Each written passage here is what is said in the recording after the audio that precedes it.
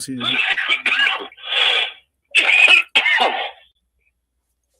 All right, peace and blessings, ladies and gentlemen.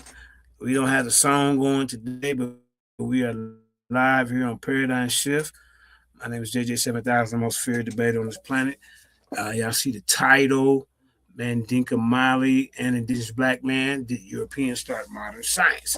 I want to give a shout out to my wife, my queen, uh, Jenny Hayes. I want to give a shout out to Sister Karima and Lions Den, and of course, the CEO of Paradigm Shift, DMG. Me and Indigenous, we're gonna bring this information out to you, and it's gonna be educational. Because last month we was monkey chimps. You hear me? We was monkey chimps, ladies and gentlemen. Now they talking about science was only created by Europeans. They the one that perfected it and all that. I mean, basically, they might have did some adjustments and had a few things, but you cannot take away from what the ancients done. You cannot take away the science it took to build the pyramids. You cannot take away the things that the Chinese did with oil drilling and things of that nature. You just can't. And for them to come out and say this, it's like a slap in the face for them to uplift these other people and disregard even your own ancestors. So before we get into meat and potatoes, I got to go ahead and introduce the Lions Den fact checker. I'm talking about Indigenous Black Man. Go ahead, Aki. Peace and love, everybody. Peace and love. Peace and love to the chat. Peace and love, JJ. And appreciate the opportunity. Appreciate the opportunity. Paradigm shift. I hope your wife is okay. Everything's going good. Yeah. Hope Miss Hayes, everything's going good with Miss Hayes. I'm this is just sickening. You're trying to prop up, scientific racism over African science, and you're giving them titles to differentiate, the science that they were, what we call today, science, because science the term probably wasn't created until somewhere around, it's somewhere in between the 1700s.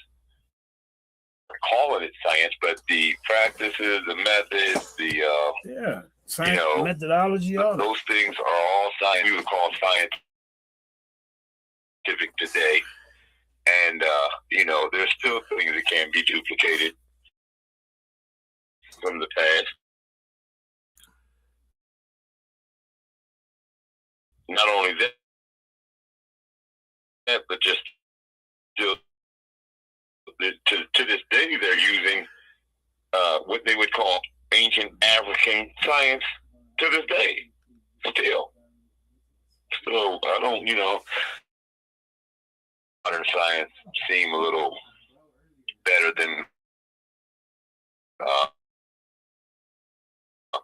what we would call ancient science or white supremacy and Alkanem repelling white supremacy for their oppressors.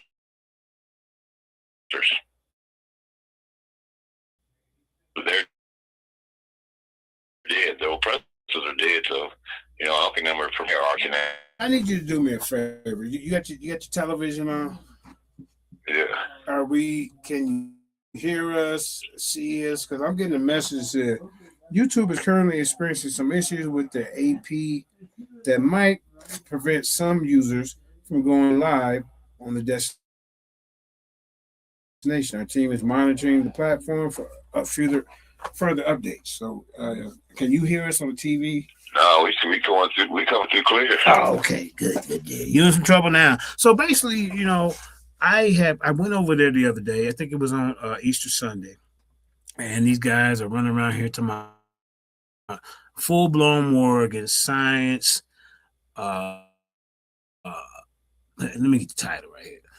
Coaches didn't even have a damn clue about science. They wanted all the modern things that we know of. Basically, a lot of this stuff been around. There's nothing new under the sun. You understand me? And there's some technologies and sciences that we just now catching up to. There's some science and technologies that we don't even know how they did it. So how can you get up here in front of us and say, oh, well, if it wasn't for Magellan and Einstein, we wouldn't be educated as we are today. That's what I'm getting from. What? These guys are just, they're ate up with it. And it's like, like I said, you know that they've heard rebuttals to these arguments year after year after year, but they keep on with the same, negative BS year after year after year. They won't switch up because, it's going to hurt their pockets. You can't switch up in the middle of, seeing somebody BS. You just got to keep up with that lie, and you have to be a great liar in order to keep up with all the lies that you've told. Facts. And keep on telling them over and over again just to be able to keep up with the lies already told. And, it's sickening. Yeah, like I said, I love them. Those are my brothers and my sisters, but, y'all just, y'all are so programmed in the mind to believe whatever this, Western world says and promotes about, us and them, us versus them, basically. And, our ancestors versus them. And they're even modern. Like I said, AD too. It's sickening. And the Greeks,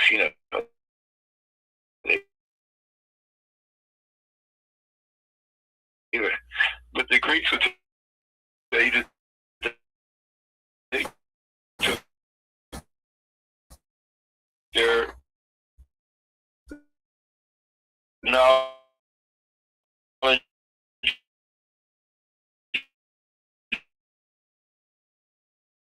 and science, arts, and mathematics, and all.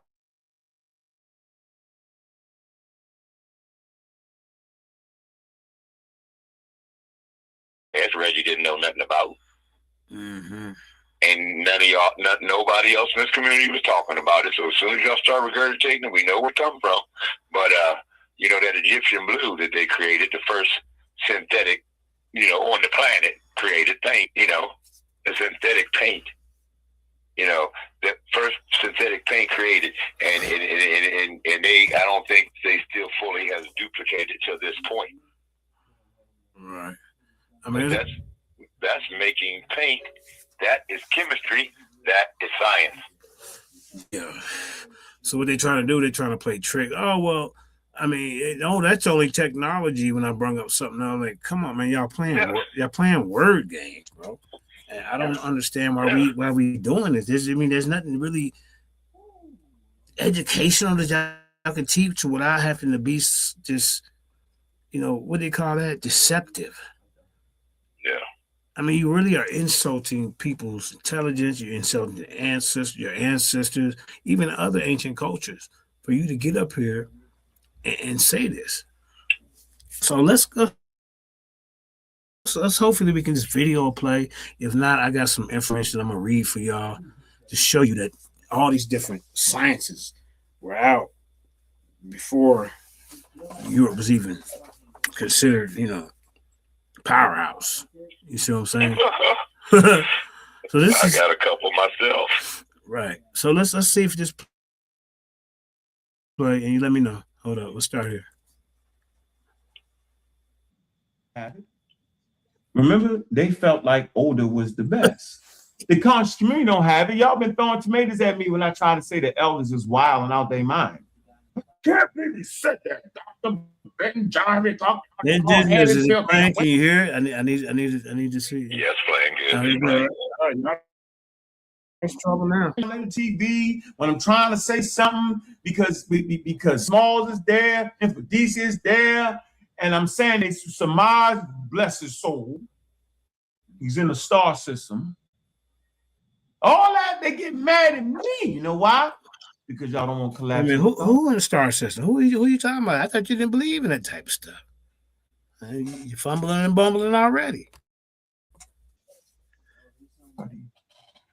Authority says that the Egyptians, and then hold on, let me put that.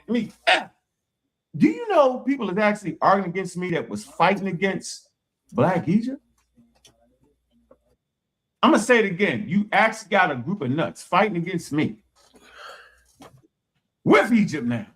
I can't believe it. Our ancestors had signs. Wait a minute, nigga. You just argued, you just fought me down about Black Egypt. Now you're on the Black Egypt side. Now you're a Gypsomania just to fight. Either you just don't like me, just say, I don't like that nigga. Sit down. But I'm saying that y'all saying, really, y'all? We just fought for damn near 5 years. Now if something's about Egypt, nigga, y'all West Central Africans. That's the first thing coming out their mouth is Egypt. They don't say nothing about West Africa. You know what? Because they are ashamed of that. They can't find signs of West Africa, huh? See, now I'm confused because you're pushing an agenda that this modern science is so advanced, and our ancestors or even other cultures didn't know nothing about it, and we have to thank Magellan and Einstein and any other scientists out there that came around in the 18th century. These people? Come on, bro. Even the 19th, I mean, that's 1801 to 1900, so, yeah. You know, in 19th century, you know, then you got the ones that come around the early 1900s, which would be the 20th century, 1901 to 2000. See what I'm saying? So, yeah, I mean, they're popping up, and you know, just each one of them's coming in trying to back up the lie, throwing more dirt, you know, over so you can't see the full truth of the matter. That's just like with the Big Bang Theory, evolution, Darwin's theory of evolution. Right. It came, you know, in the late 1700s, early 1800s, but you know, the Big Bang didn't come until 1927 AD. And that's a theory. So you see how there's some evolution. We evolved on the planet to the Big Bang, which you have to have the Big Bang in order to have all planets and the solar systems and the stars and the moon and the Milky Way and all that. Oh, don't forget your So helium. that story came later. Okay. All right. After the evolution. Keep talking to this. I gotta grab my food. Keep talking. All right. Yeah. So, you know, they just keep on adding to the lie, and that's what I said. That's the only thing that's evolving in this community is these lies. From, you know, calling names, classifying us, and saying we come from monkeys, anthropomorpha, taxonomy comes from Carl Linnaeus. These are things they like to say over here, trying to sound smart. Taxonomical or taxonomic, that's taxonomy, bro. That's the only thing that is Carl Linnaeus. And then you like to bring up race, which you're doing with this. Oh, modern versus African. Why don't we just call it science? Practiced by humans, whether they're ancient or modern. But you have to differentiate to try to make your oppressor sound so much smarter than the ancients. And we know that you guys aren't smart. We know that you guys can't even, you know, put together a decent argument. You're just rambling and talking and running your mouth. Just like when Reggie said, oh, well, they came from the ice bridge. They came over the blacks migrated into Europe over an ice bridge that connected Morocco and Spain. Come on, yo. Now, you know, like I said, they'll just go as far as just to try to debunk, you know, some truths like Egypt being the bottleneck and all the black people had to go out of Egypt to migrate into the other parts of the world because Egypt is a bottleneck. You know, you got all those different tribes, the east, west, north, and south have to go through Egypt. unless they had boats. And I doubt that they had boats. From what science would tell you, they were walking, migrating out of. They didn't have dune buggies. They didn't have go-karts. They didn't have motorcycles. They were walking. You don't walk across water, and that's what surrounds all of Africa. The Mediterranean, the Red Sea, down past the Horn is the ocean down there. Is that the Indian Ocean? And then on the other side is the Pacific. Or Atlantic, or whatever. You know what I'm saying? So all of that. Atlantic slave trade, remember that whole coast over there it is. So, like I said, it's all surrounded by water, and the only way that you can get out is through Egypt. And that quick Reggie comes over flat. Oh, well, there was an ice bridge going from Morocco to Spain. And it's sad and sickening that these guys sit up here and lie to the community so much, and nobody challenges them. You got so many people out here believing this, mess that they're promoting.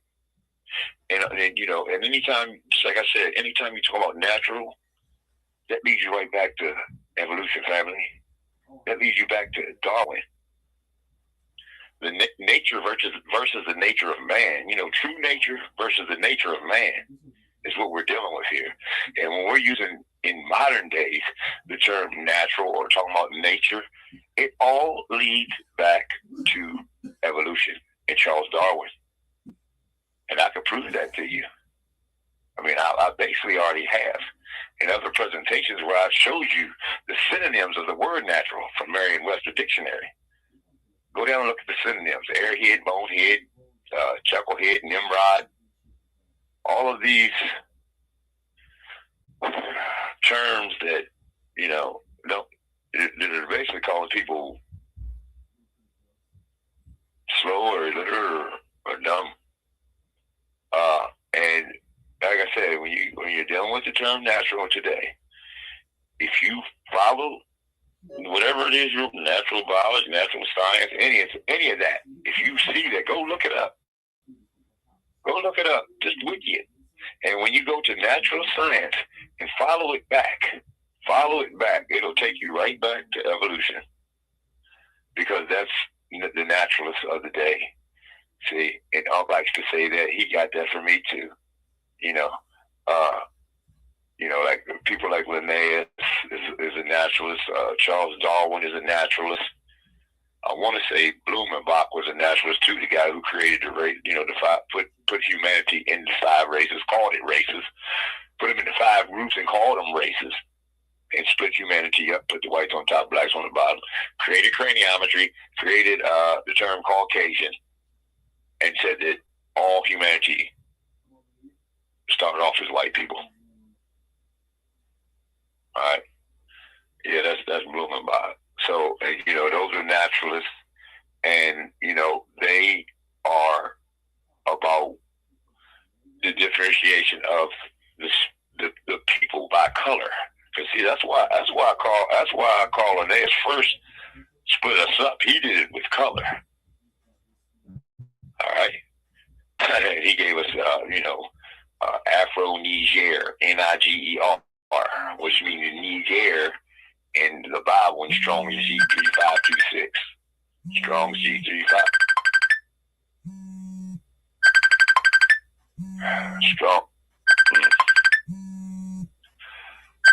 Yeah, I'm not sure if y'all can hear me over the phone, but yeah, that's Strong's G3526.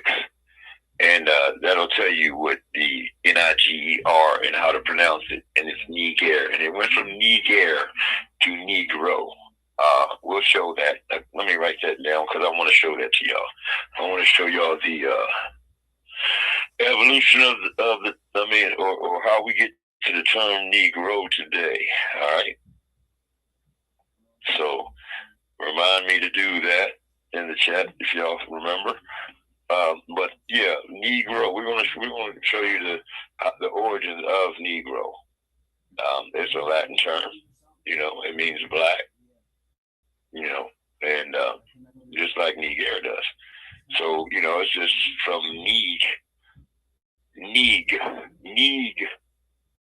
Negro, right? Negro stems from Niger, and that's what they was calling Barnabas and Simeon in the Bible, in the scriptures, and it talks about it in Strong's G3526. But yeah, and they're the ones. Just like I said, I've heard Reggie now say, "Oh, well, there was no Negroes in North Africa at the time," when they were talking about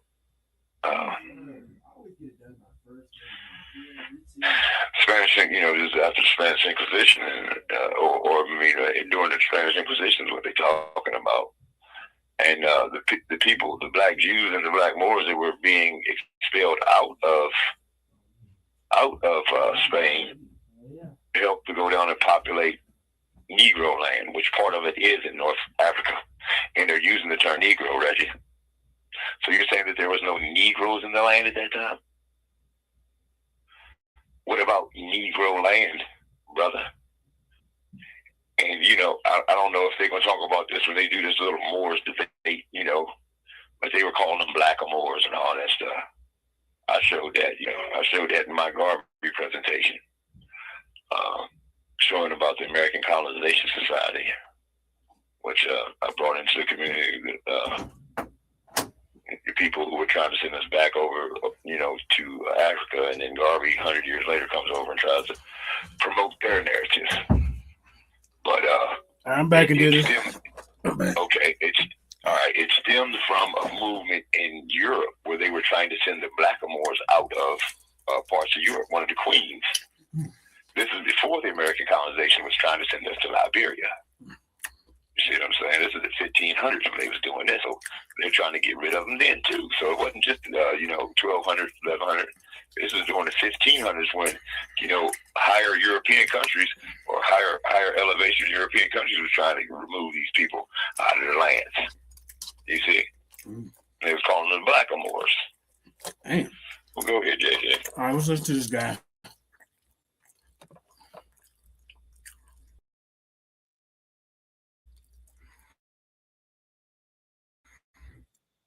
They think he be teasing, boy. They're ugly mess.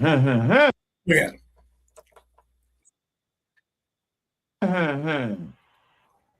Yeah, I was gonna beat up Egypt and all that, but all right. I want to do this for you. This with love. This with love right here. Look at this. I mean, you see what I'm saying? Look. He uplifting these guys.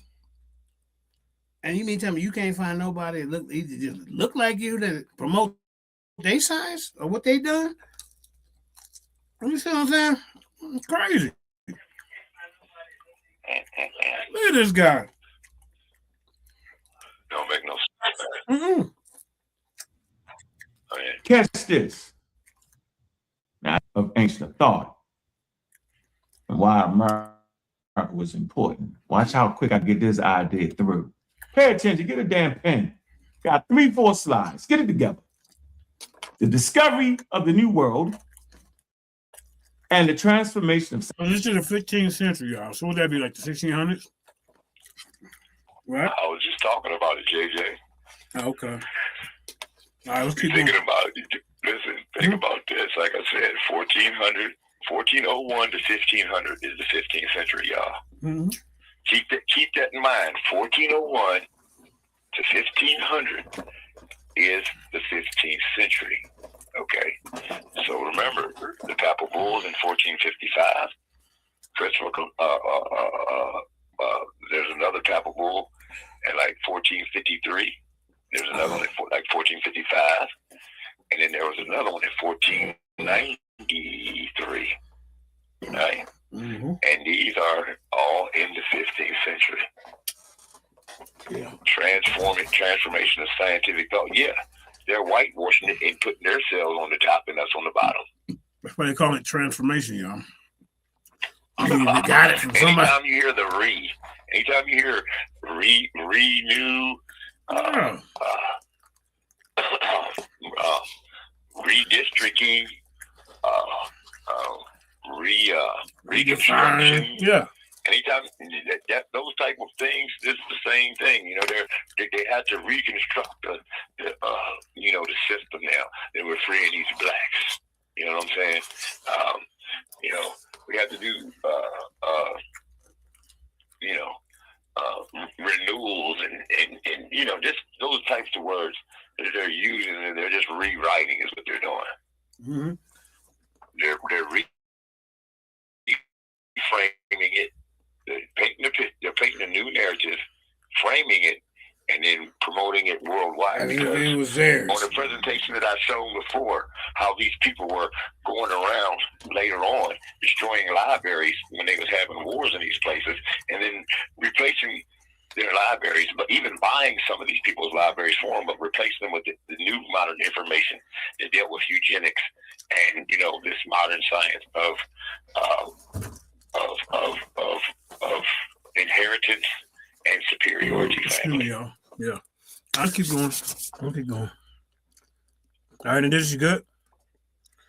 We got a lot to talk about. You good? Yeah, I'm good, brother. Okay, let's keep on. Here we go. All right. Unc got this guy poster on the wall, y'all. Scientific thought. How 15th century exploration challenged ancient knowledge and fostered modern damn science. The Egyptians didn't make it to America. If you're a pseudo somewhere in your corner, your basement, howling about Abu Bakr. You just can't fathom that black cultures can go over to America. Let it be Christopher Columbus. Don't even challenge it. Don't even think about, hey, well, maybe this ain't right. You see what I'm saying? Look at this guy. Came to America, you a pseudo. I'm gonna put you out the damn class. You think that all Americans are African? Get out. I don't even want you listening. You can't handle it. Oh man, hold on. Dang. Oh, shadow boxing. I'm messing my damn press here. 1 second. And I'm going to drop the damn link, y'all. I'm about to drop the link.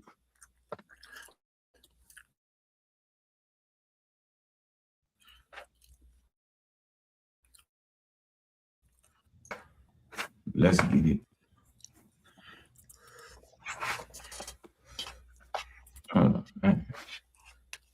What are you gonna show? Oh. Tell me, we gonna debunk all this, y'all. We're just letting y'all see, you know, how this man think. Be patient. He's basically insulting his own people. Be patient. Be patient. All right, here we go. All right, make sure y'all got it clear. I know y'all can see that. All right, let me do this real quick. Sit back and get this in real easy. Right, so we talking about how ancient authority was actually challenged, right? And y'all keep dropping them super chats, man. I appreciate that, man. I'm gonna make sure I read the super chats too, man. Read y'all comments. That's the only way you can get your comment read, yo. The damn super chat with $2, $3. You see what I'm saying, y'all? All this is about a hustle. I mean, I don't give a damn if you send a super chat or you don't send one. If it's a good comment, I'm gonna read it. That makes you part of the show. $1 million, yo. We gotta keep generating, yo. We gotta make people think, you know what I'm saying? So we come right here. All right, we get into it like this. So we talk about this discovery new world, and I'm talking about how it actually challenged ancient authority. Y'all don't know how important that is. And remember, we taught them how to brush their teeth and wash their ass. You hear me? But he wants to elevate these people over his own. Egyptians didn't have the societal mechanisms in place to do it. Okay, the Greeks, really did it. They formed schools around that. Okay, from ancient wisdom to new worlds. They say during the late 15th, early 16th century, European knowledge underwent a profound transformation. Voyages of exploration dramatically challenged inherited ideas. He said the Greeks really did it. Uh-huh. They formed Oh, the schools. I heard him. I heard exactly what he said. But then they go study in Timbuktu. They go study in Egypt. Yeah. I mean, what the hell is going on with this guy? Hold on. I thought ancient tools were created also. Of course. The bow and arrow. How to use fire? How to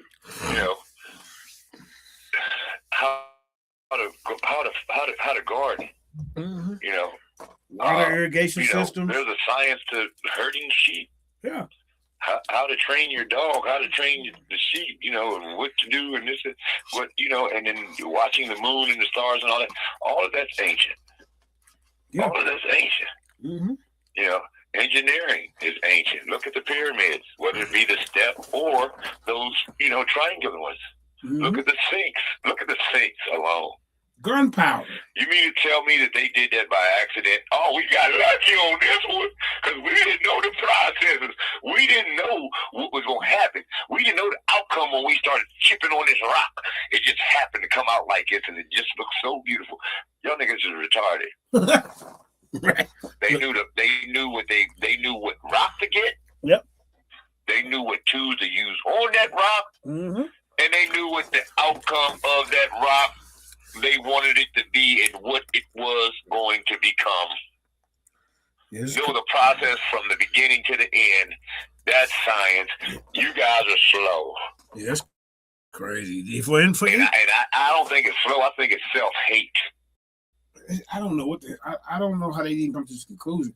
Why didn't you start from the beginning where there's some ancient sciences that still can't even be duplicated, but they might build on some, even just build off some of the stuff that was already there before they became a powerhouse. Why dismiss all that other science and just gravitate to where you start in Europe? Okay, well, this is what they taught. So this is all the know all be all of science. Disregard everything else. It makes no sense.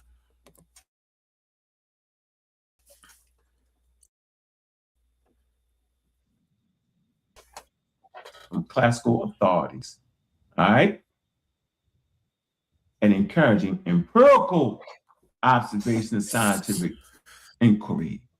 It's pushing them to start to rely on nature, y'all. And remember how the Muslims... Look what it says, from ancient wisdom to the new world. So that means they had to learn from the ancient wisdom. This got to done with a box around, man. I mean, come on, man. It says ancient wisdom.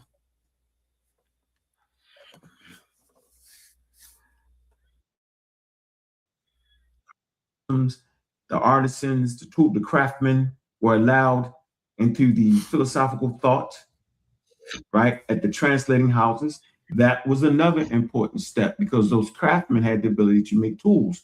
Why are tools important to get to fully formed science? Because it extends your senses. I talk about this all the time. Go ahead and pay the $300 for the master class, and it absolutely talks about that in the booklet.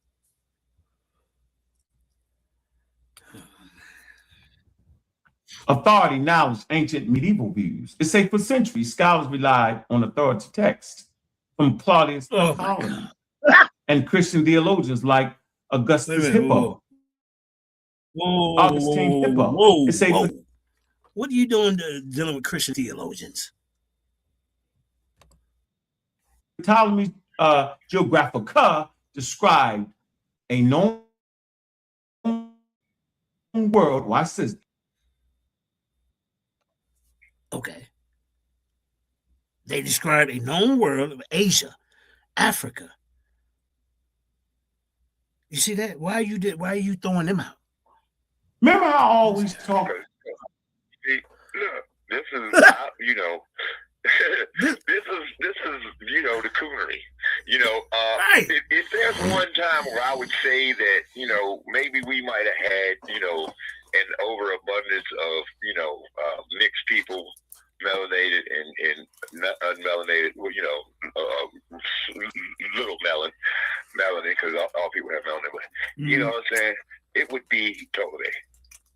All right, and 300 AD, 333 AD to 30 AD, 30 years before Jesus, okay? That's when the Ptolemaic dynasties were done. And that's when they started, 336 BCE with Alexander in Egypt, taking over Egypt. And then he died 6 years later, and Ptolemy took over next. Now, I don't know, Claudius Ptolemy, I don't know, but in the Christian theologians like Augustine of Hippo, Ptolemy's Geographia described a known Europe, Asia, and Africa. Duh. Crazy. I mean, that all intertwines right there in Egypt. I mean, you know what I'm saying, JJ? I don't know. Is that bottleneck? Yeah. You see what I'm saying? Yeah. Europe. Yeah. You can go up, you know, into what you call Asia Minor, which is Lower Europe. You know what I mean? And then, you know, along that coast. And then if you go to the right, you know, or to the west, you go north, you go to Asia Minor, you know, lower Europe, and then you go west, and it's right there, beside this, what they call the Middle East and all that stuff. Yeah. See what I'm saying? So it's why wouldn't you know about that? I don't know. I mean, you're making it sound like they're just so wise. You'd be a dumbass not to know. You know what? Let me. I gotta thumb this video down. There you go. All right. I mean, this is a thumb down on. I don't mean no harm, brother, but I don't know what you're trying to prove here. Let's keep going. Thumb down the video.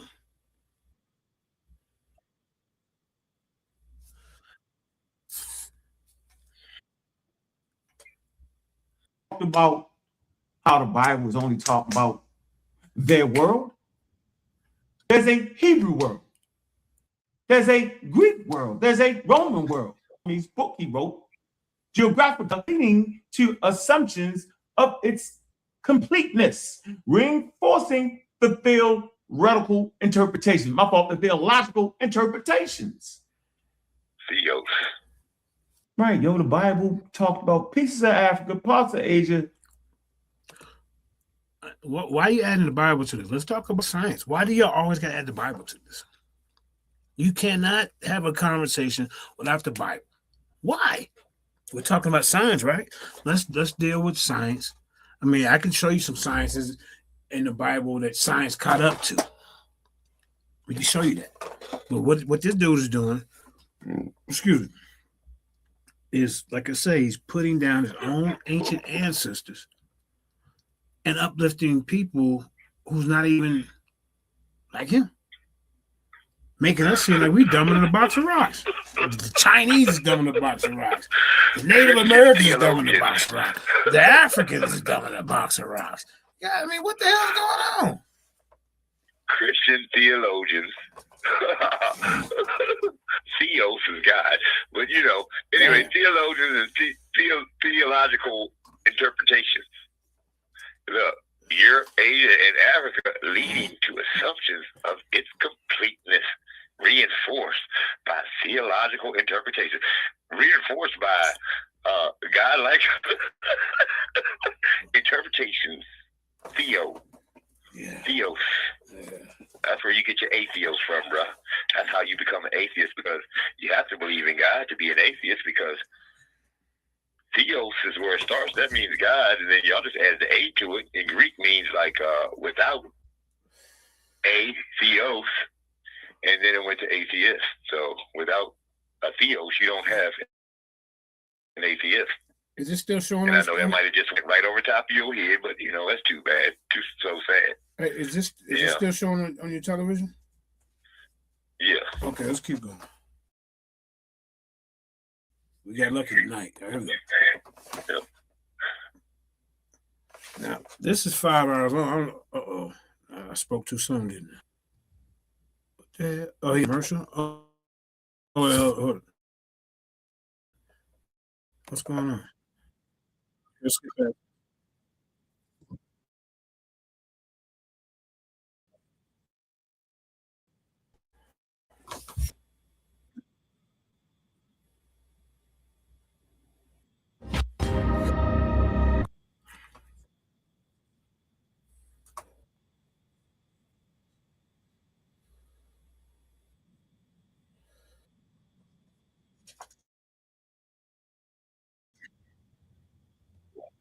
in parts of the Mediterranean, bro. With me, man. Nobody came explored over here before Christopher Columbus. I think I want to Columbus. Skip and get to the. All right, hold on, man, because this is a lot to unpackage here, man. The exploration era led to what does that lead to enlightenment? Yeah, in Barbados. See, so what I'm telling you, that it starts in these 1400s when they're running these chapel bulls on you, yo. They're saying that black people are of the devil, and we're soulless, and this is coming from the Catholic Church. At least Kyle's in the audience got some sense. He says the actual argument is the violent rejection of authority that places European at the top of the food chain. Each source you have read speaks to authority, and the European authority is biased. At least Kyle ain't. You see what I'm saying? So you're not. Yeah, but this is the origins of the thing. This is the origins of your modern science.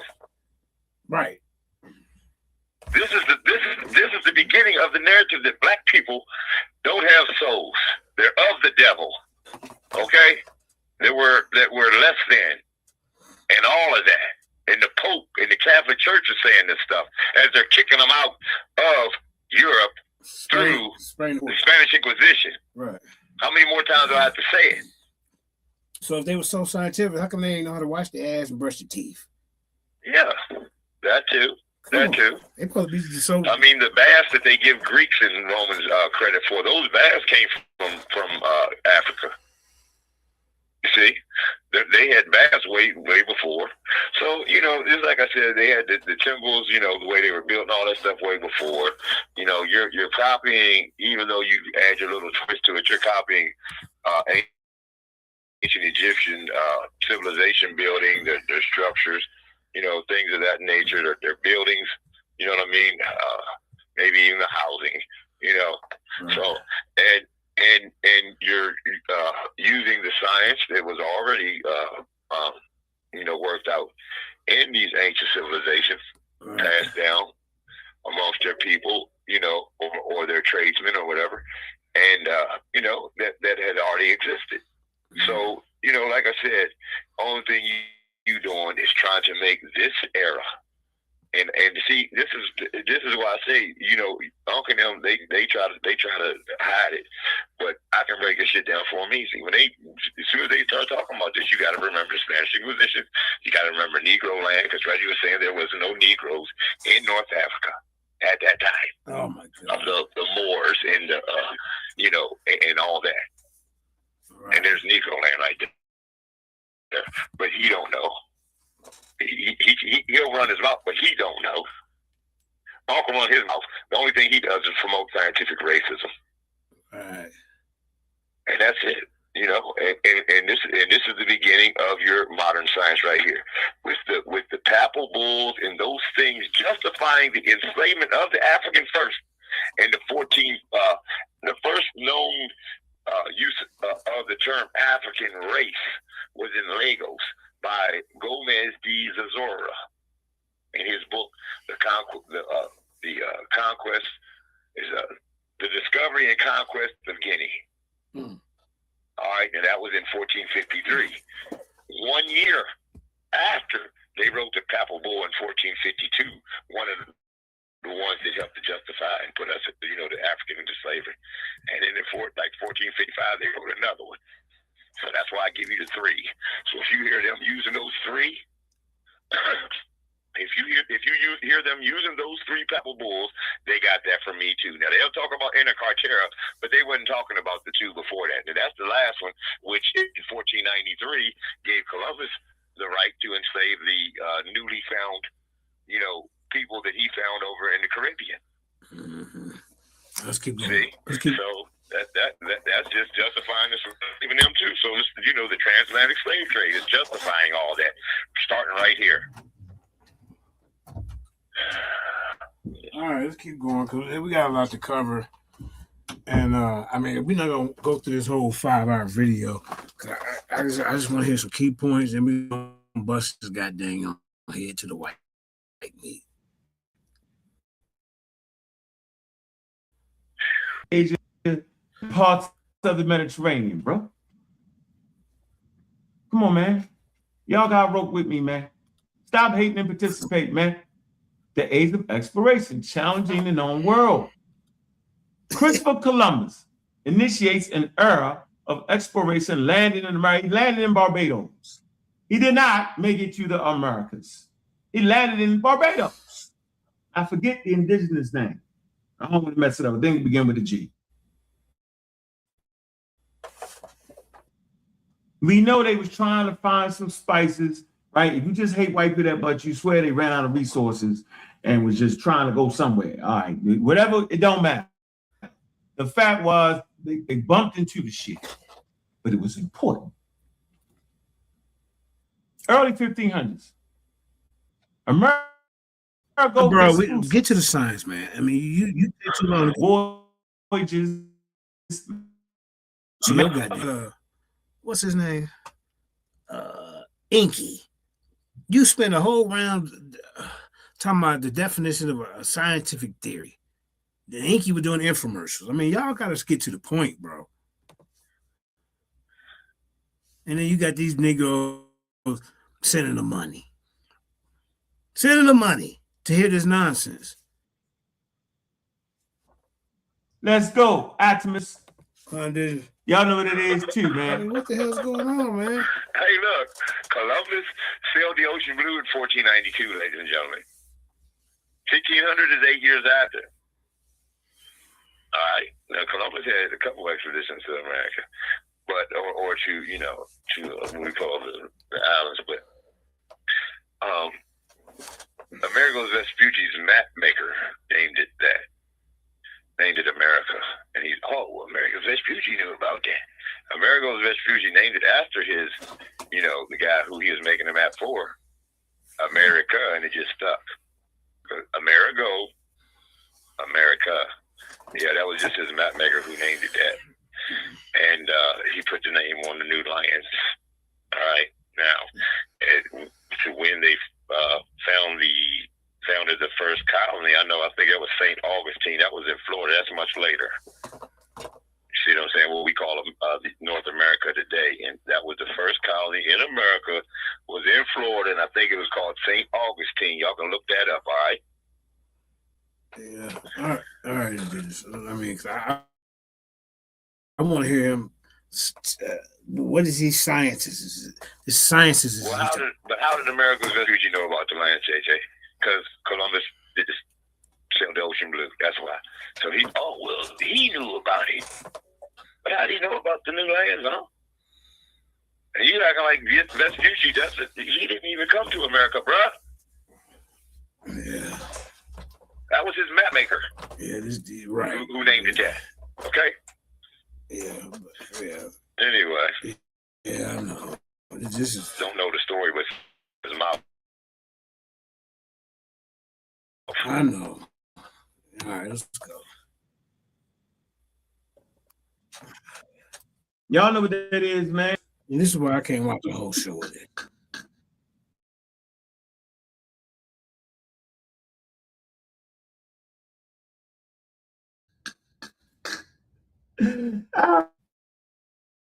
Man. Can we skip a little bit of this? That's funny as hell. Let's skip some of this. See, he tries to mad at me. Shut up, man. You know you don't really talk like that at home. Hey, come on, bro. All right, here we go. Hold up. Let's do this. I pop up on. Here we go.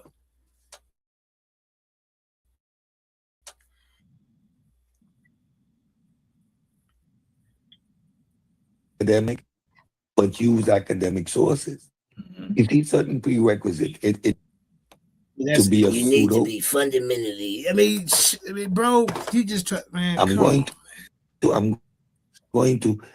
going to write my hypothesis and write my abstract, and I'm going to use, for example, a key figure like Reggie, and write the whole thesis around the analysis of a super pseudo like Reggie and some of the other idiots and clowns in the community. And at this point, the gloves off. I'm going to wait until everybody reaches to Gloves where off until me and Indigenous step on. Then you're quiet as a damn church mouse. Unless you're on your own platform with the whistles and bells and putting people on mute, throwing them out the chat, all that. Because, I mean, y'all really ain't talking about nothing. Where's all this science that they came up with before anybody knew anything about it? That's what we waiting on. science is methodological naturalism and nothing else. In the meantime, I'm going to continue to document all those pseudos and put them into specific categories in my thesis. It's going to be published work. I'm going to make Reggie famous. Listen to that crap. I'm getting a Nobel Peace Prize.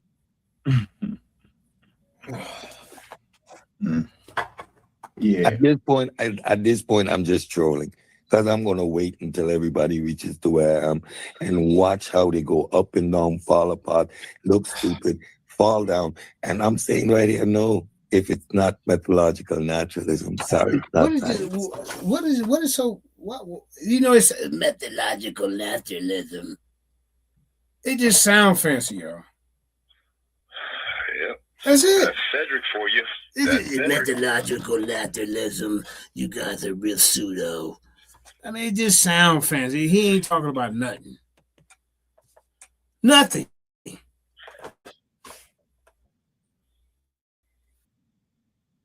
Bye. Try again. Can I do some readership? Of course you can.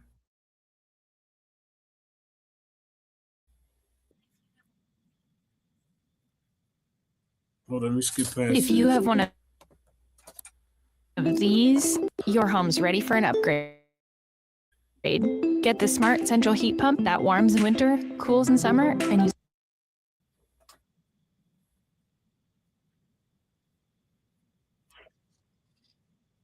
You hear that up? Because I typed in my Google, does science always mean modern day science? Okay. It said no. The word science does not always refer to modern day science. While in contemporary usage, it typically means the systematic study of the natural and social world using scientific method. The term has a much longer history and has, so I mean, it starts right off saying that, in other words, you can use this word in quite a few ways, right? And so, I only bring that up because I know that if somebody looks up, they look up something and say, well, hey, did the articles, it'll come out and say, yeah, they practice science. Mm-hmm. And then it'll go into their technology and, the things that they use around them naturally and all that, right? Arguing for, what is right now for? And that's what we do today. What's the argument? Saying that this is just technology, it's not science. He's saying it's technology. They didn't use science, they're using technology. You need science to have technology. He's saying engineering is not science back then. God. He's saying using mathematics is not science back then. He's saying using chemistry is not science back then. He is saying using astronomy is not science back then. Unc is a fool. It wasn't science because it didn't have that term to it. Yes, I'll give you that, Unc. That's the only thing I'll give you, though. That's all you get for $1. All right, let's keep going. Because the term science did not exist, but the practices, the methods, the techniques, the hypothesis, the knowing from beginning to the end of what the end product was going to be and all of that, yeah, that's science, brother. So, especially when you're making a bow and arrow, I know it's going, this put a stone on it or a sharpened stone that you sharpen. And that it's going to move in this way, and it's going to be able to help you to hunt with. When you pull that drawstring back and that projectile fires out, knowing how much tensile strength to put on the bow, all of those things, it takes science, brother. And to make those things, and then come out with that outcome at the end, that you can take it out into wherever you're going hunting and hunt with it, and it works. You understand? They know the process of creating bows and arrows. It takes science. They know the make paint. That takes science. All of these things take science. But I don't know where you coming up with modern versus. It's just science, brother. It's just science. It's like adding black and white to man. It's just man. Yeah.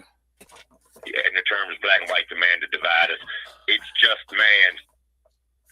Okay, we got to keep our love. Let's keep it short. So we get, bro. Yeah. I ain't trying to rush you, but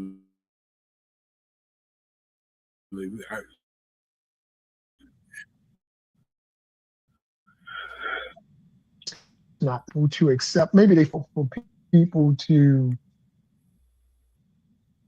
grasp the concept that, you know, like what we're saying is not what people did in, you know, those ancient societies. You know, it's just really difficult for them. You know, somebody posted in our chat, you know, their pot making was science, you know, because they did a real in Egypt. I'm talking about like the Carter and all that.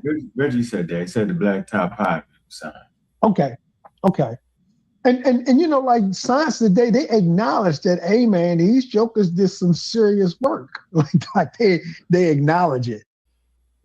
But they also acknowledge that, oh no, it's not what we're doing today with lasers and machines and stuff like that. It's not the same, you know, perfection of circumference. It's not the same. As a matter of fact, that's how they pick out the fake stuff. If it's too perfect, they're like, what machine did you make this on? No human didn't do that. So I mean, the advances that we made, like I don't know why that's so hard for us just to accept that we took what was passed on to us and we built upon it, and now it's better. So so in the hold on, Cedric, I got the thing up. Hold on. So this started the whole argument right here. People was not comfortable with indigenous knowledge at 350,000 BCE, right, to 3,000 BCE, right? I could have started 150,000. Well, it doesn't matter. It's indigenous knowledge, right? And people didn't want that. They disrespectful. They don't really think indigenous knowledge was the level, but it actually was the level. You only have what you have. You make use of what you have. You either make use of what you have or nature will kill you, or things in nature will kill you. And I ran that to 3,000 BCE. That's the obvious. Now you start to get these city-states to start to rise, these kingships. And I said early practical knowledge, astronomical observation, and agricultural counters across diverse cultures. So that wasn't enough, huh? That's the gold star, man. That's not the ply in the boys. Serious work, right? You know, that rain, we can track the monsoon rains. How serious is that? I said predictable, predictive. You're around long enough, something that's happening on a regular occurrence, you're going to be able to predict is going to happen again. They didn't want that. They trashed me for. Reggie came in, started talking crazy. So I've never changed my argument, right?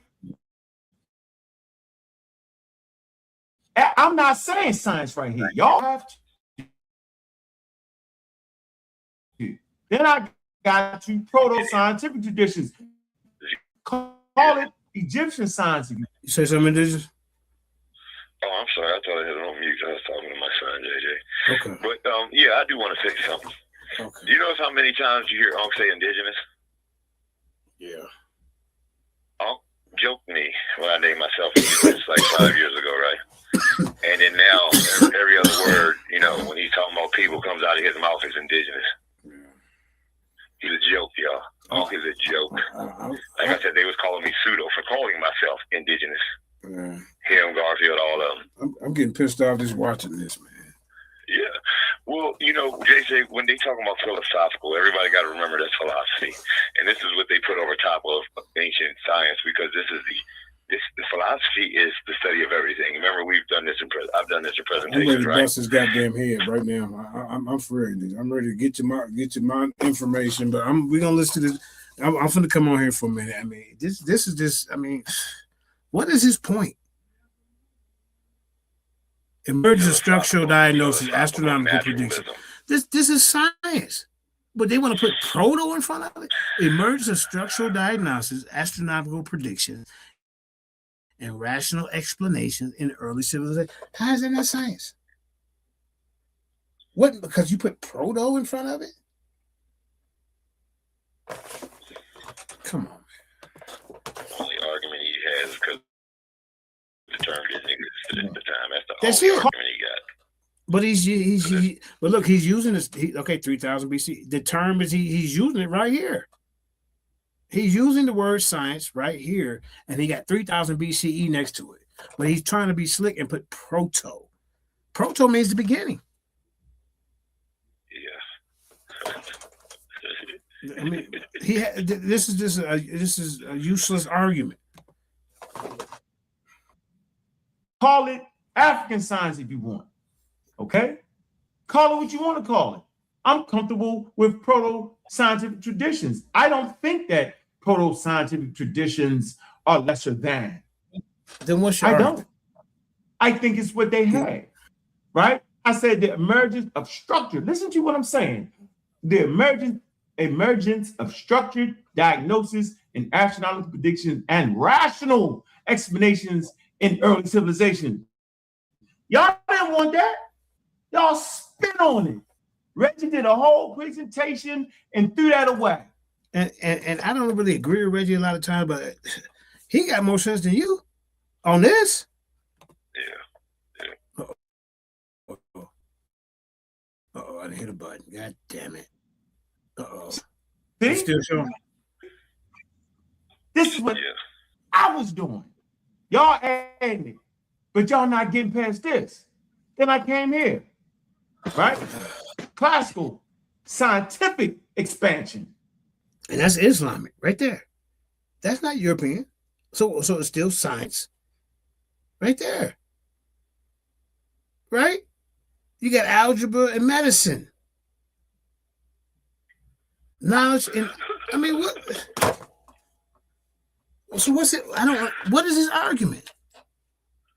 Because somebody in the chat type, what is this guy's argument? What is he trying to prove? Oh, the Europeans made it better? There's a lot of things that they can't. Why ain't they building these big pyramids right now? That's science. Man, come on, bro. All right. I can't take this too much longer. I might have to just beat him up before. I'm trying to let him get to his point. 500, right? To 1500 CE. So only the word modern is important, right? That's the era we live in. So what are they gonna say 3,000 years from now? What would this be considered in? The sciences now. What would it be? Because it would no longer be it would no longer use the word modern.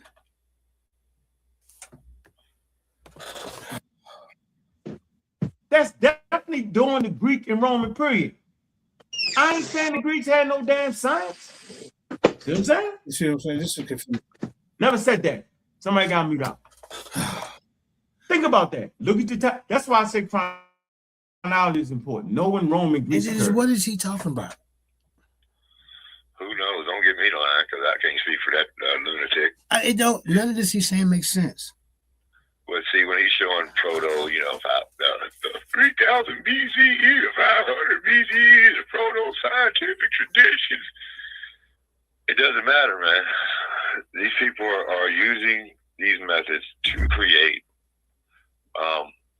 things out of chemicals, and they said that they had to heat up the certain parts of the paint to like 5,000 degrees, and in order to get that type of paint that they were making, and all that, and I'm just saying this is all science, bro. And the medicine, you would rather have, and this is another thing that I brought up, holistic versus allopathic.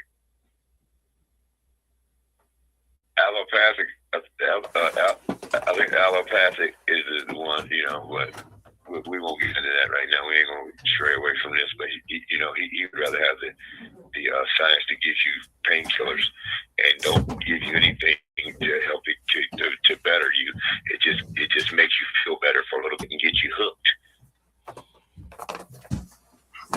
rather than taking herbs that they've that are tried and true and been tested throughout millennia and ages, that Yeah. Just... taking a flower over a pill created in the lab. Right. Basically, is what I'm saying. Basically. Right. Let's keep going, man. He just, I don't know what he's doing. All right. Classical scientific.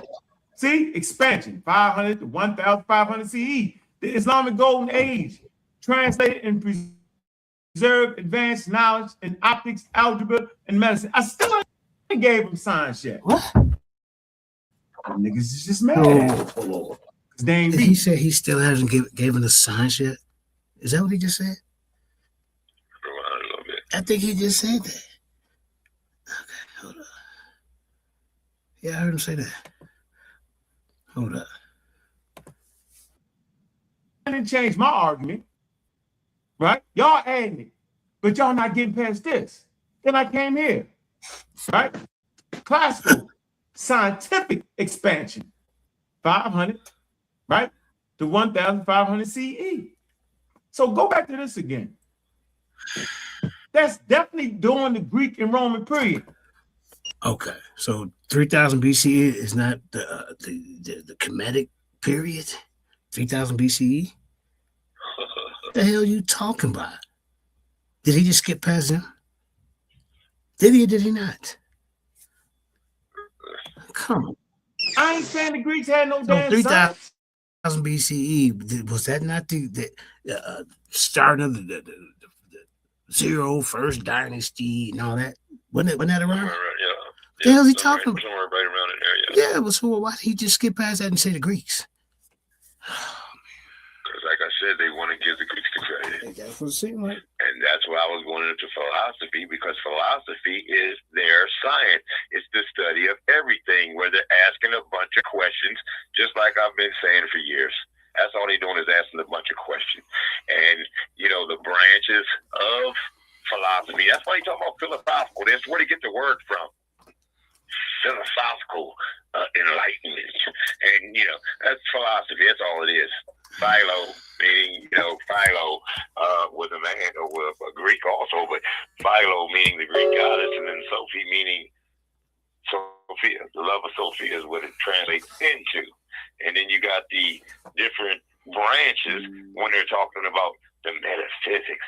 Oh, guess what? Metaphysics is just a branch of philosophy. Yeah. Philosophy is not even a science anymore. Epistemology, that's another branch of science there, brother. Logic is another branch of science there, brother.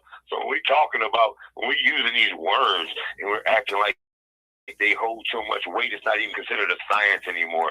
Astrology is not considered a science anymore. I told you all this a month ago in the presentation that JJ and I did on Sun Netter Studios.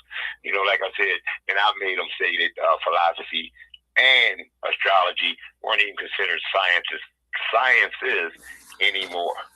Okay, and they're using the terms like wisdom when they're using soap. It means love of wisdom. No, it means love of Sophia. Okay. All right. And it's non sequitur and all that. And these guys are slow, man. But they try to give the Greeks the credit when the Greeks will even tell you that they went and said it defeated the Africans to get the knowledge.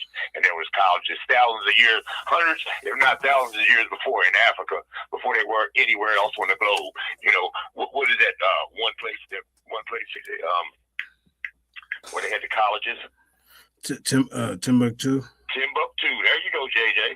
See, JJ's on it. There it is, right there. Huh? Yeah, I know. I'm telling you, man. And they had colleges in Africa, hundreds, if not thousands of years before anywhere else on this planet, and that includes the Greeks. Yeah, right? Yeah. Let's keep going, Indigenous, because we got a lot to get to. See what I'm saying? Never said that. Somebody got me out. Think about that. Look at your time. That's why I say chronology is important. Know when Rome and Greece occurred. All right? Classical scientific. See? Expansion. 500 to 1,500 CE. The Islamic Golden Age. Translated and preserved advanced knowledge. So why aren't you saying the European Golden Age, sir? Algebra and medicine. I still ain't gave him science yet. You got science right here in your dang word, right here. Classical science, proto. You still give. What do you mean you're not giving them science? And don't forget, ladies and gentlemen, this is the age of discovery also. Remember the information he just showed a little while ago said the 1400s. Oh, this is the age of discovery with Christopher Columbus. Christopher Columbus, 1492, falls right in between that 500 and 1500 there, ladies and gentlemen. All right, let's keep going. There you go. But niggas, All right, come on, dude. Let's go. is just mad at me because they ain't reading. Look, scientific revolution, 1500. Yeah, that come out the 3 other eras of science. It's terrible, man. This is disgusting. This is horrible. CE, systematic empirical investigation, experimentation. Like they wasn't doing this empirical investigation. They wasn't doing it, y'all. Now, 1492 was the age. You know, he's skipping because he's lying. Because now the 1500 is defined as discovery. Yeah. You know, the age of discovery. But he said when Columbus was running around, it was the age of discovery. That was 1400s. So late 1400s. So which one is it, huh? He don't know. Your math ain't Medical your laws defined. forces ain't sticking together. He don't know. Like they wasn't doing empirical investigation, for all the proto science and the classical science, and then he got the word science in there. Then he goes to say, "But I'm not giving you science yet." I mean, come on, man. In new era of discovery, and they bumped into the daggone America. If you wasn't here earlier, I suggest you back it up, and I talked about how important the discovery of America was because it questioned ancient authority. What? Modern science to present. There you go. They challenged Right here. Catholic Church. Right. They challenged the Catholic Church because that was the authority of the day. Who were they challenging? I'm ready. I swear I'm ready to read my stuff. Okay, let's keep going. So now this is it, y'all. This is the creme de la creme of science. All the other stuff. Linnaeus. Yeah. The scientific racism. But now all the other, the proto, the classical, and the other one you had, that don't count. Institutionalized. Y'all ain't showed me an institutionalization of science and all the stuff y'all saying out your mouth because you can't. Because it's not there. And they don't have to be there. Institutionalization of science development. New fields, global. See, global. You gotta know everything on the globe.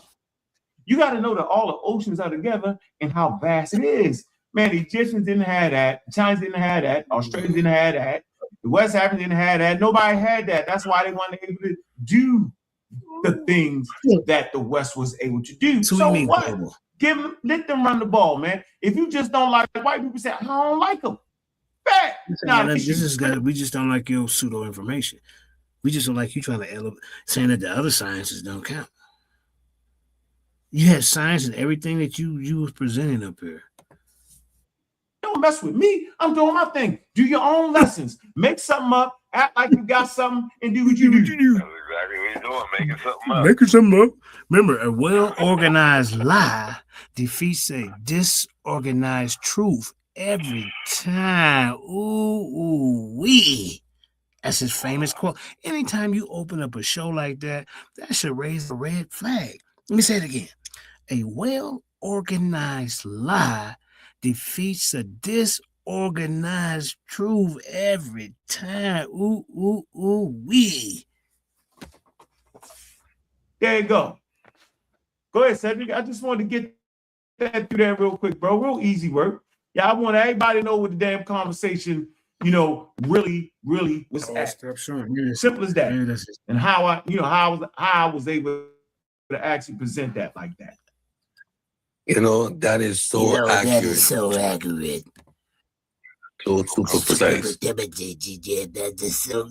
Clear your throat, man. Get you some Ricola or something, man. God damn. And you don't understand. That's why I'm going to take the hard stance. Because anytime you want to do anything else, you have to go right back to that. Because that is exactly saying what it But they're is. saying what it is. However, like Joel was stating, the flim flam and the misuse of terms within the realm No, of you academia, playing word semantics. Science is always, there's nothing new under the sun. right? There are certain prerequisites Yeah, see, that are there's certain prerequisites. See, they just sound fancy, y'all. There's certain prerequisites that you have to think about. required when you're engaging with There's certain certain documentation. prerequisites that you have to think about when you engage. When you're engaging with a philosophical paper, There's certain prerequisites that you have to engage with the Philosophical there you go, like you said, philosophical ideas. discussing the history. philosophy, but Yeah. you know, today, because JJ and I, through the work that we've been doing, have proven that, you know, and this is information that I already had, but are proving that these things aren't even science today. Right. But you're still trying to throw out the terms pathological, metaphysics, and No, you're not doing you're not doing it right. And I taught you, son, that these are only branches of philosophy as you're trying to sound smart when you're showing how ignorant you really are. This is the fifth. Just branches of philosophy, so all of it is in the same mix, bruh. And you try, like you're really trying to sit up here, and these people who don't understand, you're really misleading these people. That's right. You keep on promoting the lie to the point, and it's sickening. Yes. It's sickening, you know, that you just, you know, I mean, like metaphysics, the study of existence, or the branch of philosophy that studies the nature of reality. Huh? What the hell do they just study? What does that mean? How are you going? That's the definition of metaphysics. The study of existence, or the branch of philosophy that studies the nature of reality. And JJ and I also have broke down the term natural for y'all's asses, and beat that up. And just like I said, anytime you hear nature and natural, and when you talk about natural science or natural history, it all leads back to evolution, biology, genetics, all of it. You're going to eventually run into natural science or something natural, and then you follow that through Wikipedia. When you see those blue, you know, when it's written in blue, hit on it, and it'll take you right back to evolution. All right, let's go. It is implied that you are already grounded. It is already grounded to the methodological nature. I mean, shut up. In the history of science, in the philosophy of science. So when you see certain terms, we are automatically able to in the conversation over and over and over and over again. Yeah. to put them into their proper context. When you see science in reference to ancient knowledge, you know that science is being used as a noun. When you see scientific, you understand that they are talking about empirical and systematic, right? Now, that doesn't mean that they are talking about science, the verb, modern science, systematic, empirical, falsified. All right, and this is when you, I know, but this is when you do your little, just make it like 15, 20 seconds. I'm sorry. Yeah, so we can keep going. All right, go ahead. System of Natura. That's called an answers book, and that's where they getting this system stuff from. The system of Natura. That's called an answers book. All right. They keep on talking about the systems and the system this and the system that. They just using Carl Linnaeus, the title of his book, just like they're using on the origins of species, or the theory of evolution, which is just a theory, but that's Darwin. So just like I said, they're going right back to evolution, which is the theory of evolution, which comes from Charles Darwin. All right. They can't move off of that topic, y'all. And they sound smart, but they're just using Gallop in word salad to confuse. That's it. Let's keep going. There you go. Yeah, just like that. Isn't it?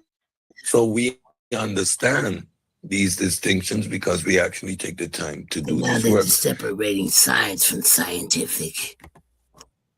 You take the time to do the work, able to present this presentation. We are being countered from day one by emotional rhetoric from people who do not even understand. You understand exactly what you're doing. Like you're just galloping and gishing around. That's it. Sounding to he's screaming this from the tallest banana tree in Jamaica to all of them hard-foot niggas over there. Why is he over there trying to tell us how what we need to do, how to live, and where we come from? Why you an agent too? Just like some of you other Jamaicans and these other people from around here who don't never talk about what's going on in their homeland, but still talking about what we doing over here. Always got your mouth hanging open, telling us what we need to do. Nigga, if you want to help, nigga, you get to the back of the line and sell some Kool-Aid and coconut water because you ain't nobody's leader because you don't know enough about our history and you ain't nothing but a loudmouth fool. Yes, and right. Jamaicans are arrogant. You're arrogant and you think you know every damn thing. But when you come around people like me, just like I did you on Shotnetter Studios, 2 weeks ago, Cedric? If that might have been a week and a half ago, when I shut you down and you just end up leaving the platform after I beat you up. When you up here talking about that stuff, and then Senator calls me, and I come on and shut Cedric down, and he just ends up leaving. Yeah. All right, let's keep going. Yeah. Right. You don't want to. Is right. Okay, remember the 30-second little because it's a long. And I know we gonna watch it about 15 more minutes. Then I'm gonna break out the information. About technology and equating that to science. If you are saying things like their kind of science of their time, a sort of science, then you are actually not engaging from an academic standpoint. You're engaging from an emotional and ignorant standpoint to how these terminologies apply. And we've said it before, science uses words differently. Well, you know what it reminds me of? We're right back to theory. It's just a theory versus a scientific theory.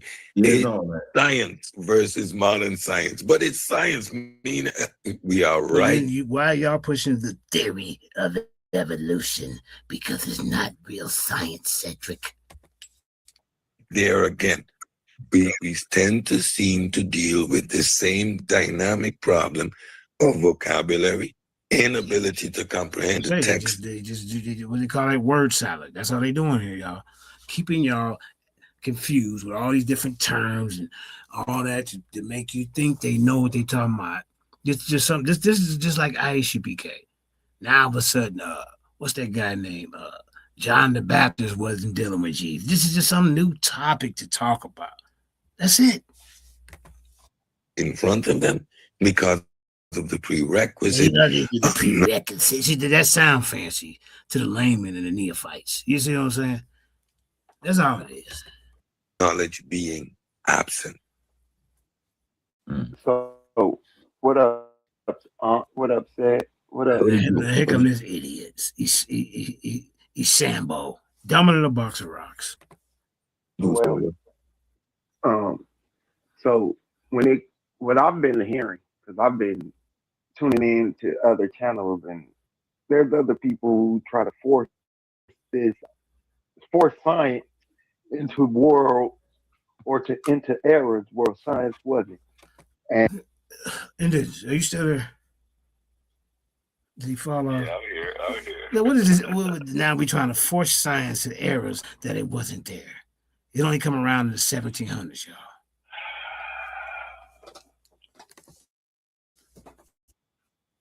And it's based off of basically when you take. That's your dumb ass up. You don't even know what to say. I don't really know. I told you, you don't even know what to say, y'all. Just up here trying to sound convincing like he know what the hell he talking about. Because we have to use our senses to understand the world. Now we got to use our senses to understand the world. That's science. Using your senses to understand the world, that's science. So they just started doing that in the 1700s, Sambo? So every technological advancement somehow was science. Even if it was. You want to get a good 20-second assessment on this bullshit. What are you talking about? Who knows? Savio is out there. Like I said, he's an honorary pseudo-clap over there in Garfield's army. He's an honorary mama clap, pseudo-clap. He's one of the honorary. They gave him an honorary badge because he's not Jamaican, but he wears the dreads and he supports the Jamaican craziness. He be over there. That nigga from East St. Louis. Yeah, Garfield, you should get reparations too. I don't know why you can't get over here, Garfield. You stupid. Google Scholar. I'm your friend. Come stay at my house if you need to, because I'm with Marcus Garvey. Oh, shit. All right, let's keep going. And Haile Selassie got jungle fever and ran to the Queen of England. I can't straight up and supplanted his cousin.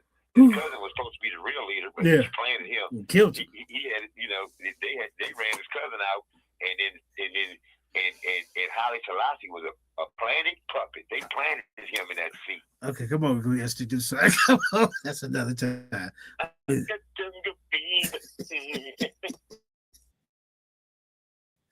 What we consider modern science. He wasn't talking about this, they just made it up 2 weeks ago. You wasn't there. You wasn't running around teaching about this, Sambo. Cut it out. Look at this guy. It was scientific to those people. It was even if it wasn't scientific, even if it was applied to some deity after now you want to put God and deities in it. The building, the sword, the boat, whatever it was. Because they used their natural senses and it came from the natural world. That is the application of the word science. That's where the confusion lies. Okay. Let's assess that. What did he say? What did he say? What did he say? A whole bunch of nothing. Yeah. I find it hard to keep up with him if I'm sitting here studying the paper that I had on philosophy. Because Sergio is, like I said, he's just the fan guy. He's shoe shine boy. Yeah. Yeah, he's just a shoe shine boy. Yeah. Let's keep going.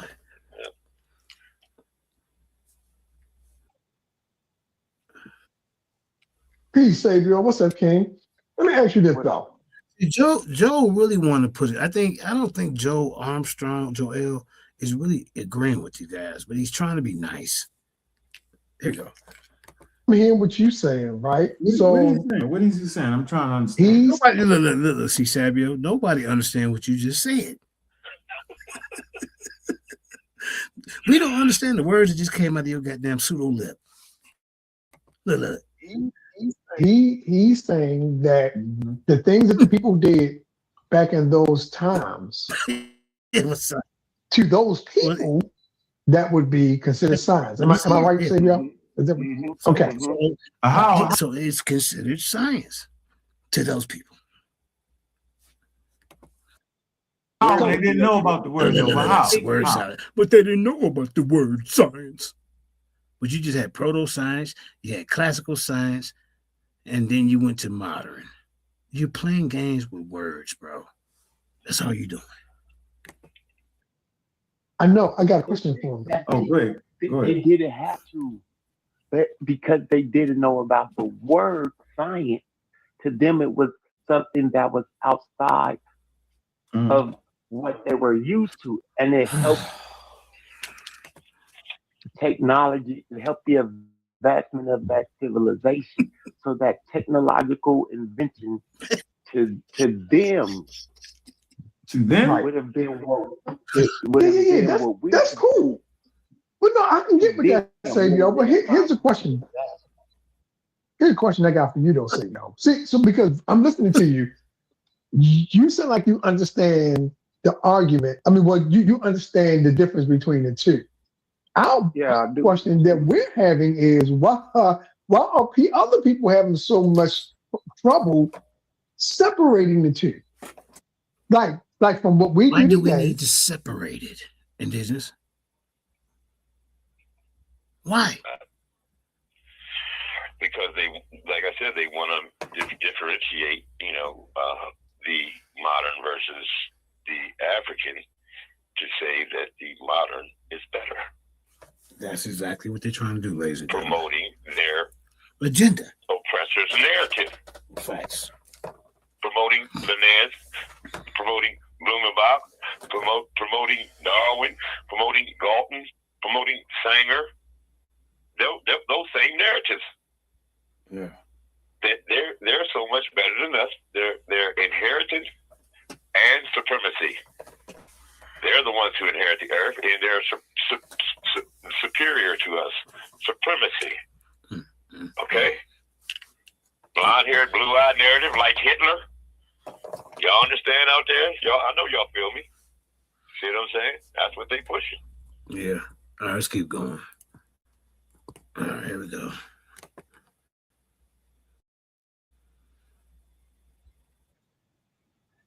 And from what they did back then, why are people having a hard time separating the two practices?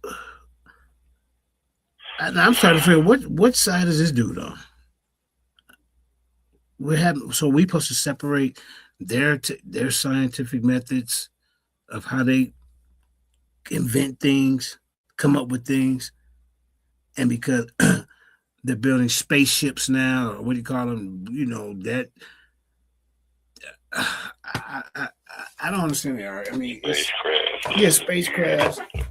Got lasers and, we got this new telescopes and all that. Yeah.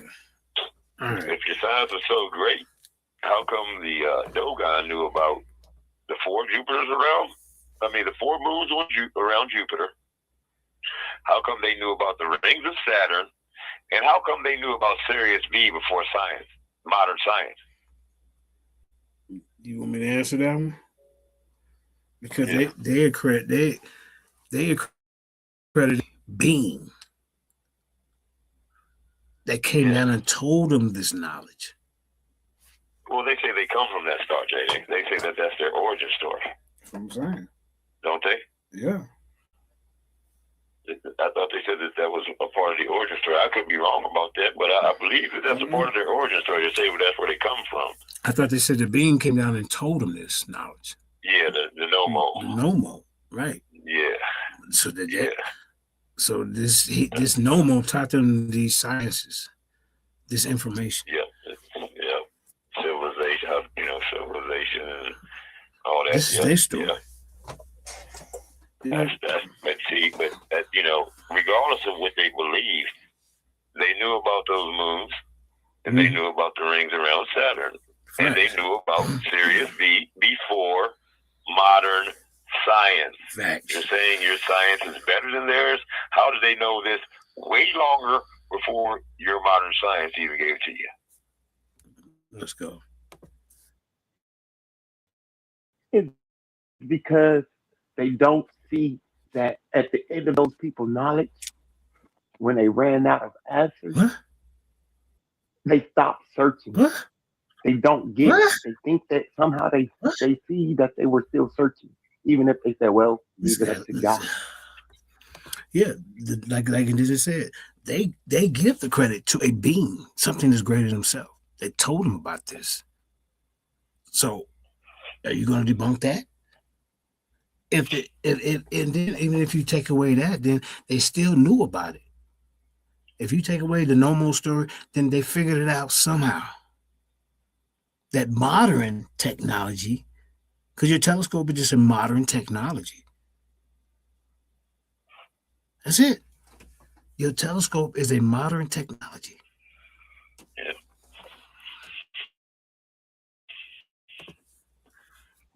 So it seems that's where the disconnect happens.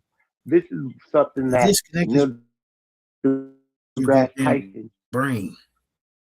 said in a video, and he was in that once they had their evolution, they've been stuck in the And I 15th, tell you, 16th it was right century back to it. since then. Right back to evolution. They became more religious instead of more Okay, so scientific. now they want to blame. Well, it's religious. I mean, no, we're not going to do that. They knew things that, like I said, they knew things that modern science, the modern people, either built off of or didn't know about.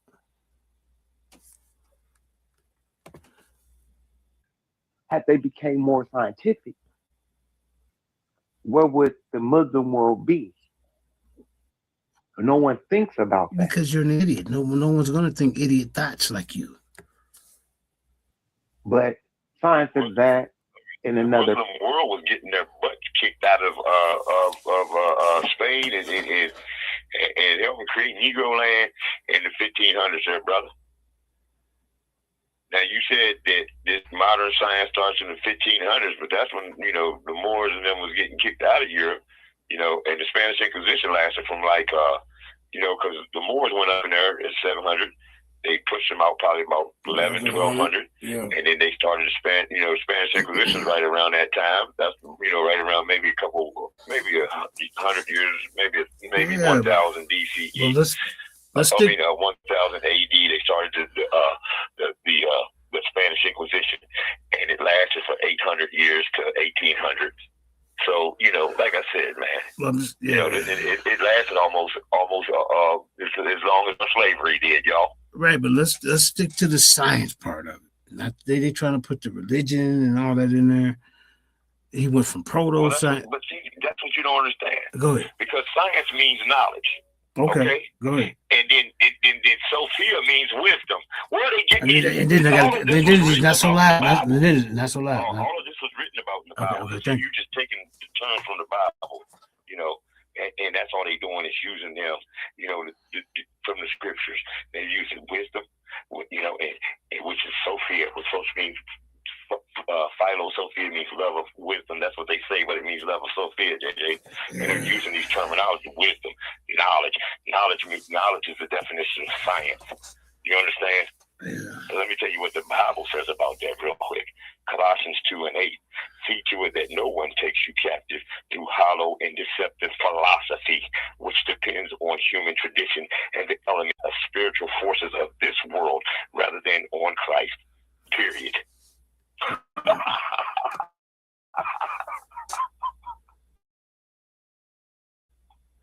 Anyway, they're using technologies out of scriptures and then equating them to science. That's all they're doing. All right. Because these people were friars, they believed in the Bible. Darwin was religious until he was 40. These people had religious beliefs too, so they're equating. They're mixing, matching. Using scriptures that fit their narrative. Go ahead, brother. All right. I ain't talking about why the people of old don't pick it up. No, I'm saying about people right now. They don't want to make the connection. Oh, okay. They don't want to. They don't. So because they don't want to make it, they have to look at everything as scientific or science, even if the word wasn't applied by those people.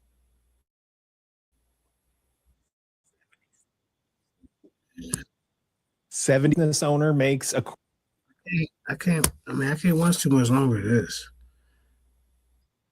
The canon, for instance, didn't use the word science. So that don't make it science.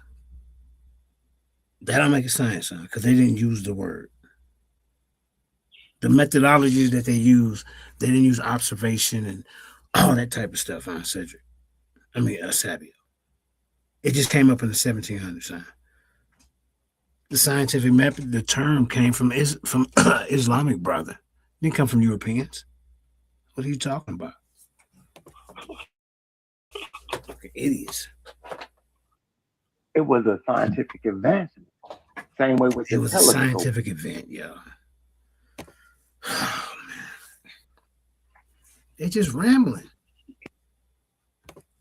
Even if they didn't, it helped. So it's a weird dynamic. But when you actually listen and you even hear white people No, we're not listening to you because you don't even know what the hell you're talking about. about it, because I've heard some white people. I can't do this.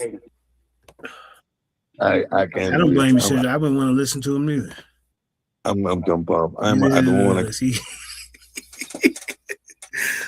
Samuel done ran off Cedric. I ain't better than these Americans. I don't have to do this. I don't have. Yeah, go. Howard from the highest coconut tree in Jamaica, nigga. That's what you do. Tell your people that. Go get your number 5 sandpaper and scrub them goddamn calluses off them hard ass feet, nigga. I'm gonna jump off. Would you say? They just play hacky sack with a cinder block with them hard ass? That's why the island ain't never gonna fall, because the foundation is Jamaican feet. Damn. And them things can cut down. They can soften up diamonds. They can shape up diamonds with the bottom of their damn feet. They can, you know what I mean? They can play hacky sack with a brick, and they can play a whole game of soccer with a cinder block. These hardfoot having coconut eating. Come on, man. You know, jerk chicken eating. Come on, let's keep going.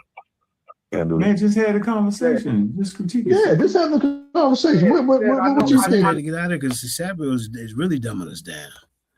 No, it What you doesn't make thinking? sense. I totally know it doesn't make sense. Yeah, it don't make sense to me. I ain't gonna lie to you. I like, man. See, Samuel, what you talking about don't even make sense, bro. Get your dumb ass up with the panel. Album that you just had, you know? You don't make sense. You just running your damn lip. Your East St. Louis lip. That's it. Yeah, I don't. This is how the Even his own buddies laughing at him. You see that, Savio? religious people Now you look want at religious. it when the Wait, see, now you want to go. See, now you change. Now you're moving the goalpost. Now you want to put the religious people in.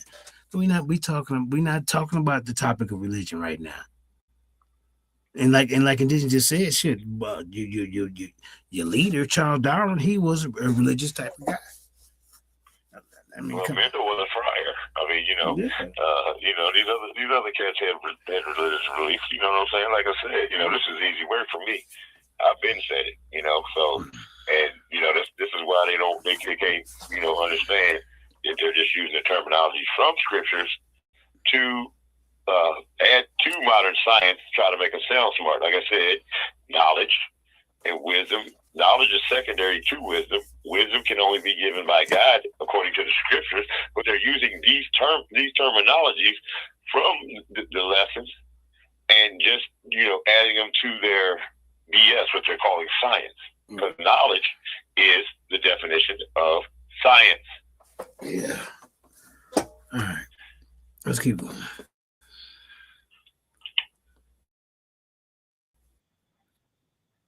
this conversation is being See, had. but they ain't even trying to hear you. And other people argue this down. I've seen Forrest Valcott argue with people. Like, no, they did not have science. But it's because they're misapplying the methods that are being applied today. You They're ran forcing Cedric off the motherfucker. You ran Cedric off the motherfucker. They laughing at you, Samuel. You gonna get that nerve to be in the back talking shit to me the other day. You're an idiot.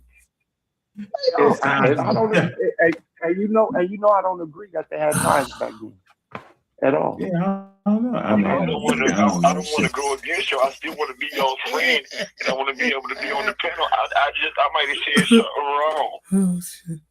I just want to make sure that I'm okay with y'all because I ain't never the fanboy who likes to be here and run my mouth and try to talk slick about Jesus and God and religion. And I usually think that y'all like that type of stuff. That's why I come over here doing that. But maybe I just have to fall back because I don't want to lose y'all. I don't want to lose y'all's love. Right. Webcast. gonna lose y'all. You know he gonna backtrack as soon as they start tripping because he don't want them to be mad at him. Right. Hold on. King Kong about to speak. King Kong, really, King Kong ain't got shit on me. That's me right there. I'm marking them because they monkey chimps. You hear me? Here we go. Hey man, peace and blessings, man. I'm just peeking around, man, seeing what y'all got going on, man. Now, from my understanding, from words on the street, y'all saying that there's no such thing as ancient. That's JJ. Okay. What's up, man? Oh shit. They go to the neighborhood. Hey, yeah. The neighborhood gonna go down when I come around. But listen, hey, so what are y'all saying, man? Y'all saying there's no such thing as ancient science? Is that what we're doing here today? Or is this, am I off topic? No, you're right on topic. I'm simply saying that. Did you hear him? Did you just hear him, y'all? Did you just hear him? I caught him. He said there's no such thing as ancient science. Now, let's stop this for a minute, ladies and gentlemen. Let me just read something. Can we stop this for a minute? Yeah. All right. Okay. Now that's all I didn't caught him, right? Okay. Here we go, y'all. That's all I wanted you to hear. That's it. That's what I wanted you to say, sir. All right, let me share my screen. That's 7,000 share screen. God dang it. This getting out of hand. Hit that like, share, and subscribe to Paradigm Chef, JJ7K TV, Lions Den. We in the building. There we go. Man, come on. Did you hear what Unc said, right? Everybody heard him, right? Okay. There's no such thing. Science. That's what he said. That's what I needed to hear. That's what I needed to hear, ladies and gentlemen. All right. Why would you say that, Unc? Unc, why would you say that? What the hell's wrong with you? Come on, let me screen pull up. Okay, let me. Come on, man. Don't do me like that. Boy, the video worked. Now my. Hold up, let me see. Damn, man, come. Oh, there you go. Oh, there you go. All right, here we go. Can y'all see my screen? Is it up? Okay. Y'all heard what he said. There's no such thing as ancient science. Okay. That's you put your foot in your mouth. Did he or did he not do this? I mean, yeah, that's the whole we've been going Okay, buddy, here we go. He's been saying a lot of wild stuff. We got to show that other video where but yeah, go ahead. Okay, you're absolutely right to challenge that idea. The narrative that science matured only in Europe is a Eurocentric view that overlooks centuries of world-changing interventions from other parts of the globe. Many crucial scientists and technological advances were discovered and refined elsewhere long before were known to in Europe. Okay.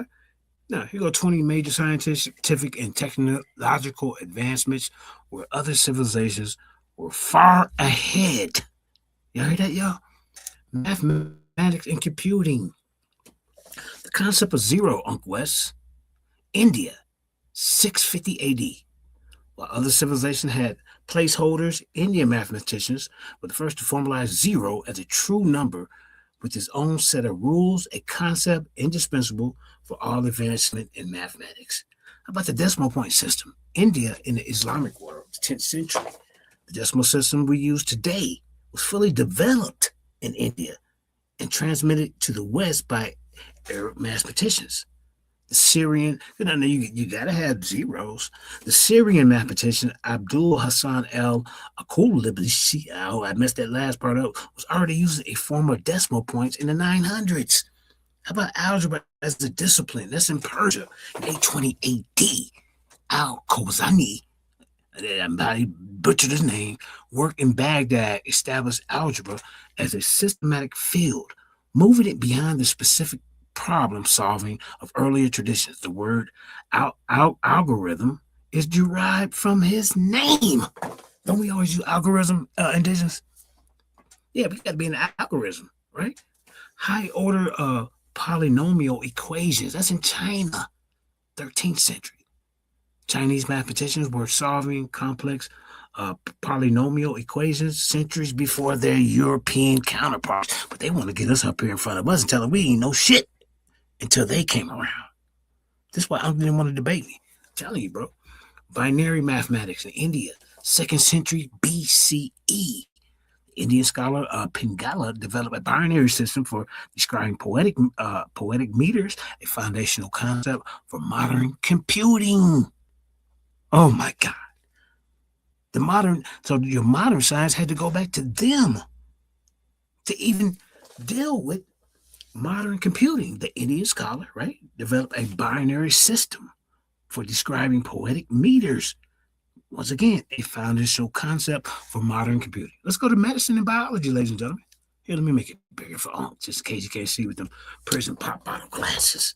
The cataract surgery. And this is not a science.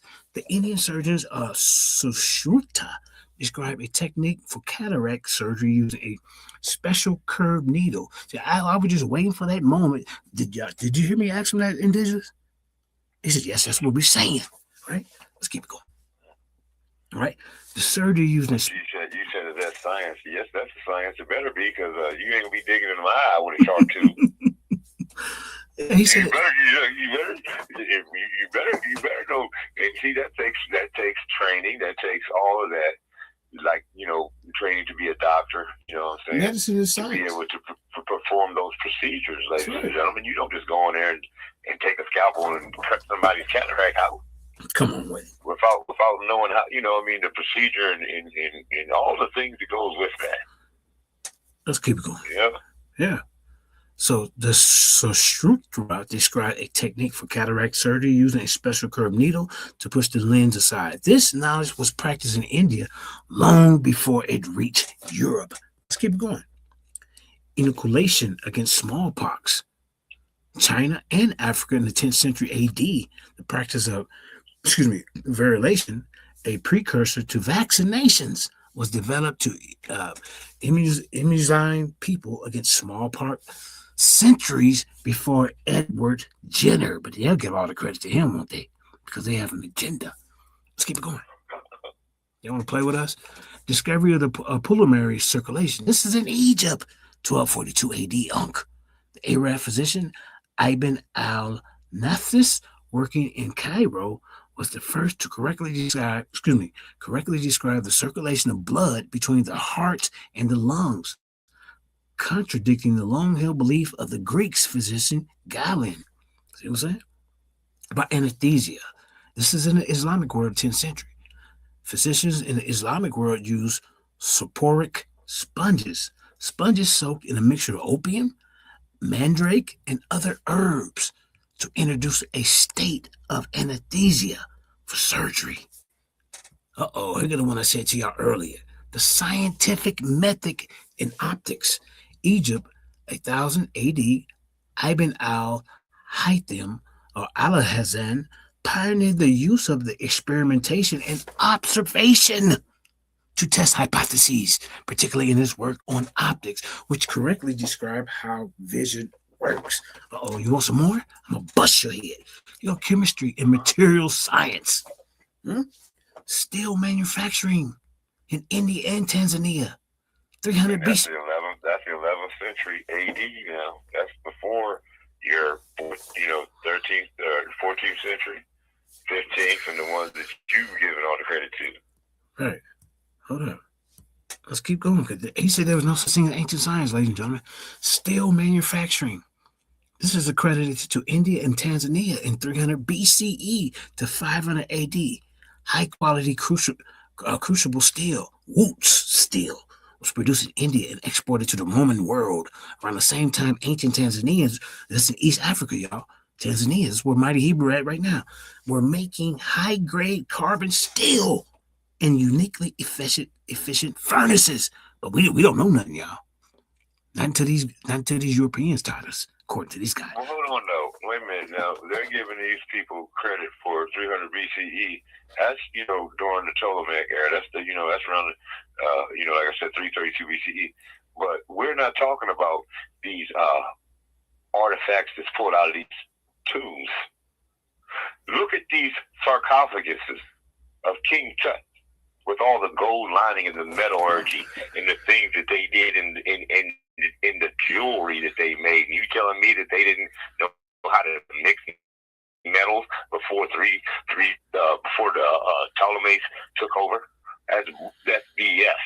And you can tell by these tombs and the staffs and the cups and the things that they had in these things that they had metallurgy. They know how to smelt metal and make jewelry and dishes, like cups and silverware and forks or whatever they wanted to make.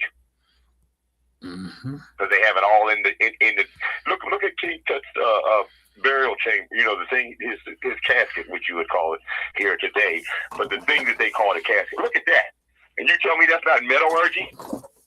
Yeah. With the Egyptian blue?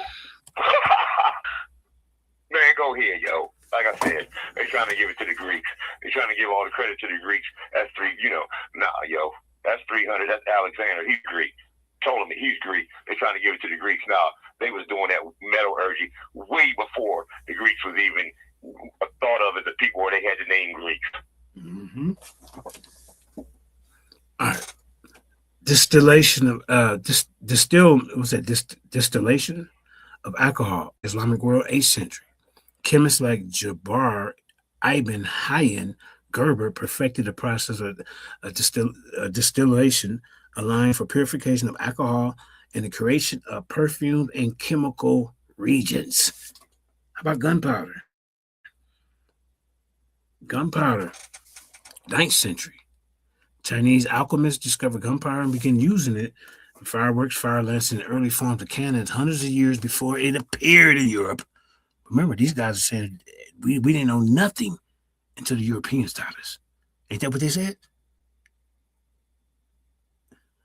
Old drilling in China, the 4th century AD. Okay, that's AD. So that might be after. Is that after the Greeks? That's after right there, ain't it? Well, that's 301 to 400 AD. When did they come out? So yeah, that's about the time that they're making what is that called, the Council of Nicaea? Okay. All right. That's right around in there. So that's and remember, we got to remember this now, that around the world, that science wasn't always, that's why they was having that Spanish Inquisition. Because if you was out here practicing science and had witchcraft that didn't align with them, you could be put out or taken out. And then remember with the Salem witch trial, JJ? Yep. So there was a period in here where science was not respected, and they looked at it as witchcraft. But all of this, and I'm bringing up, the Europeans didn't know about. Okay? Yeah. So porcelain. Yeah. This is porcelain in China, 7th century. The Chinese perfected the creation of hard paste porcelain, a technology so advanced and sought after that Europeans spent 1,000 years trying to replicate it. Yeah. What are we doing? Yeah. Let's keep going. Technology and engineering. They said that ain't a science for some reason. Movable type printing, China, 1040 AD. The artisan Bixing invented movable type printing using baked clay characters 400 years before Gutenberg's printing press in Europe. But remember, there's my favorite talking point. They just busted him in the head to the white man. Right. The printing press. They had a printing press. I said, handwritten is just as good as the printing press. And the way they handwritten stuff, and you find them scrolls, I think that lasts a lot longer than the paper that comes out of the printing press there, buddy. Yeah, let's keep They find the scrolls hundreds of years old. You think you're going to be able to find paper hundreds of years old? Because remember, he said modern is 1700 AD, CE, right? The modern science. You're right. So this is current era. Right. This is before. All this is before. And then like I say, no, well, AD is but that's 1,000. Just like I said, they're trying to give all the credit to the 1500s. All these things that you're given is, like 380, 1080. This is before, Right. even with the papal bulls and all of that stuff in the 1400s. You know what I'm saying? There you go. And it says 400 years. So then you got in the 1440, if you add that 400 years, and you're going right into the papal bull era, brother. There you go. Let's keep going. You see what I'm saying? So it's 400 years before that. Let's go. Let's go. See? Yeah. Magnetic compass for navigation, Unc. Cedric. China, 11th century. That's before 1700, ain't it? While the magnetic property. 1400, yep. Right. Yep. Yeah, so let's keep going. Columbus on the ocean blue. Right. Yeah, remember he gonna pull out Columbus. Yeah, man. See, I told you don't fool with us. While the magnetic properties of lodgestone were known earlier, the Chinese were the first to use it for navigation at sea, revolutionized maritime travel. But he wanted to give all the credit to Columbus. The mechanical clock. Look at this, y'all. China, 725 AD. The Chinese Buddhist monk Yai Xing built the world's first known mechanical clock, which operated using a water wheel and an escapement mechanism. Paper money.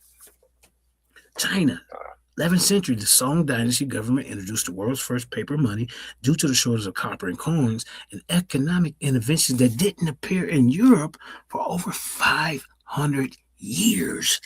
Let's keep going. Look at this. What's this? Rocketry? China, 13th century, building their own innovation of gunpowder. The Chinese developed the first solid fuel rockets, using them as a weapon against the Mongol invaders. So let's keep going, man. I want to throw that out first. Hold up. Let's see what else I got for these damn pseudos. See, when I sit here and lie to people. I mean, you're doing too much. Hold up. I got a lot to bust your head. Huh? Let me see. All right, hold up. Yeah. What's this right here? Hold up. That's gunpowder. I got a lot for him. Gunpowder. Well, we got to remember, too, that, we might not have had a watch or a clock, but we did have time dials. Yeah. From way back. Sundials. Time dials, yeah. Okay, look at this. Now here, let me see where I'm at. Okay, yeah. Damascus steel, legendary for its strength and sharpness. These blades were created in the Near East from wood steel imported from India.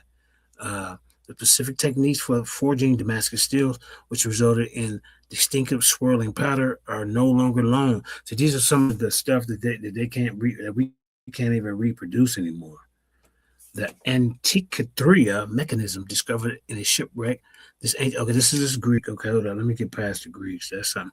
Okay. So what I'm saying, I'm showing you stuff before, what was that year, 1700? These people, the Baghdad battery, a set of terracotta jars, each containing a copper cylinder and an iron rod, were discovered near Baghdad, Iraq. Right? Some have speculated that these may have been ancient galvanic cells used for electroplating. All right, hold up. How about the Inca stone masonry? The Incas constructed the walls with incredible precision, fitting massive stones together without any mortar. The methods they use to cut and join the stones so perfectly are still a subject of debate. They can't even do this. But remember, this type of stuff, they're saying that we didn't learn that until when? The 1700s? And the pyramids are built the same. Those I ain't talking about. Well, even the some of the step pyramids, but I'm talking about the flat pyramids. The ones closest to the Sphinx. Those ones. Those three that go right along with Orion's belt, line right up with Orion's belt. That is astrology. That's science. But anyway, astronomy. That's science. You're lining these pyramids up in the flat pyramid, and you had to be able to put rocks together without no mortar and all that stuff. Go ahead, yo. You know what I'm saying? So the history of science. Remember, he talking about, it wasn't global. We didn't know nothing about science till 1492 when these guys went global. The history of science is a global story, not just a European one, Unc. Many cultures and civilizations around the world were making incredible scientific and technological advancements for centuries, and in many cases, millennia before what? The European Renaissance. Here are just a few examples. Like I said, in ancient China, China has a long, rich history of innovation, including what was known for the four great inventions. Paper making, invented around 105 AD. This revolutionized the spread of information. Printing, woodblock printing. Papyrus is the same thing. Papyrus is the same thing. So they had papyrus way before they had paper, and they're using it to the same extent, and it lasted a whole lot longer. That's why I said the written on papyrus lasts a whole lot longer than what your printing press is going to put on paper. Right. Let's keep going. Serve the same exact purpose. Let's keep going. Well, like I said, I'm not going to give you everything, Unc, because I want to say before a debate. But like you seen this, you probably ain't, you didn't what's going to turn it back on. He didn't even want to do a debate. Look at this, y'all. Paper making, like I say, we read that one, right? Paper making invented around 105 AD. This revolutionized the spread of information. Printing, the woodblock printing was developed during the Tang Dynasty, 618 to 906 AD. The movable type was invented 450 years before Gutenberg. I mean, there you go, busting your Gutenberg ahead again. Gunpowder, discovered by alchemists in the 9th century. It was initially used for fireworks and later for military purposes. The compass, originally used for fortune telling, it was later adapted for navigation. Beyond these, the Chinese also developed seismographs, kites, silk fabric, and advanced metallurgical techniques. The Islamic Golden Age. See, remember, he said the Islamic Golden Age wasn't really science.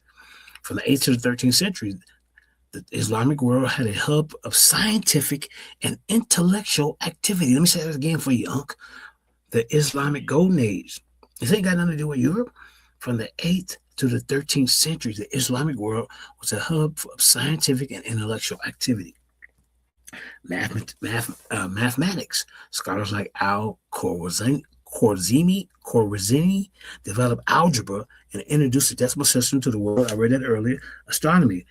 They made significant advances in astronomy, building observatories, and developing instruments like the astrolabe. That was used for like navigation.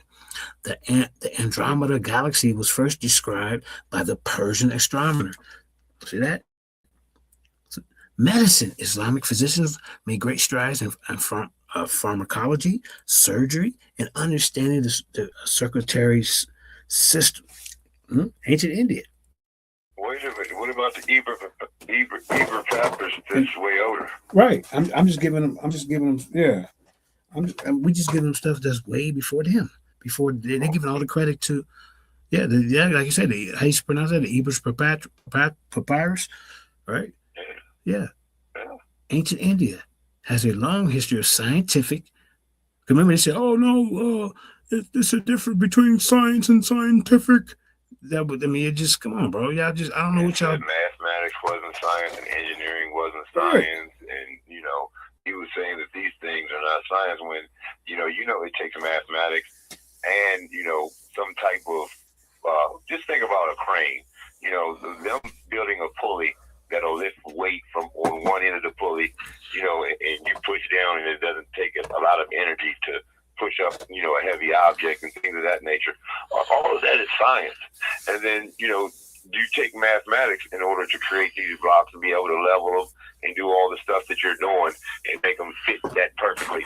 That's mathematics. Yeah. Trust me, you got to use levels. You have to use, measuring sticks or measuring line. You could use line to measure, or whatever. But they're doing it so precise that they're fitting together side by side, where you almost can't stick your fingers in between them, yo. Right.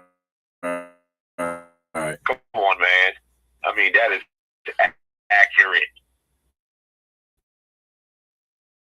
Okay, let's get back to it. All right. Is the screen big? Hold on, let me make the screen big for y'all right here. Hold up. Putting them pyramids y'all. So in I'm saying mathematics is not a science, engineering is not a science. You know, so like I said, man, you just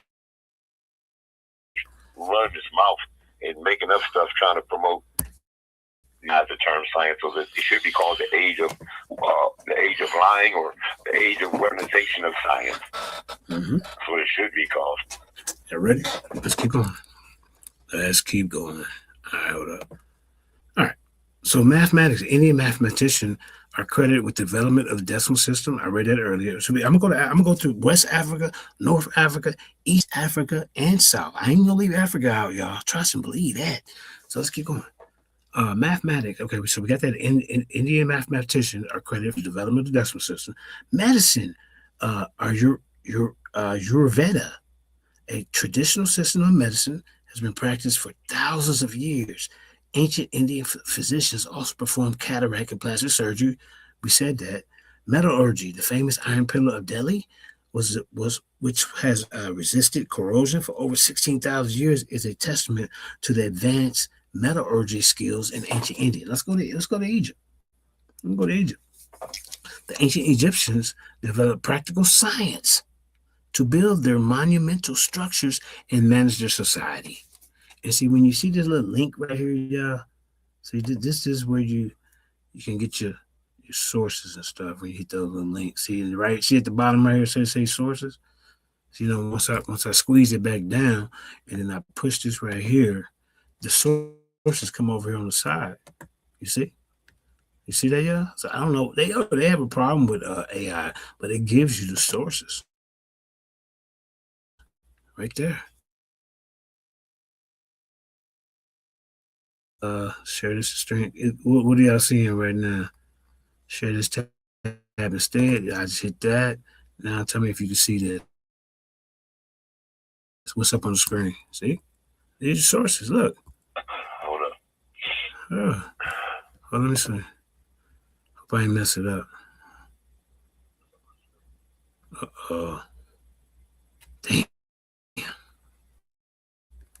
Yeah, science in ancient Egypt.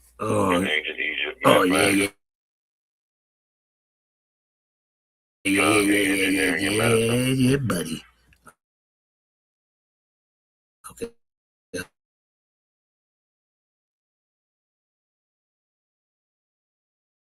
Hold up. Come on. Mess up. See, when I try to do this, as I'm doing. All right. So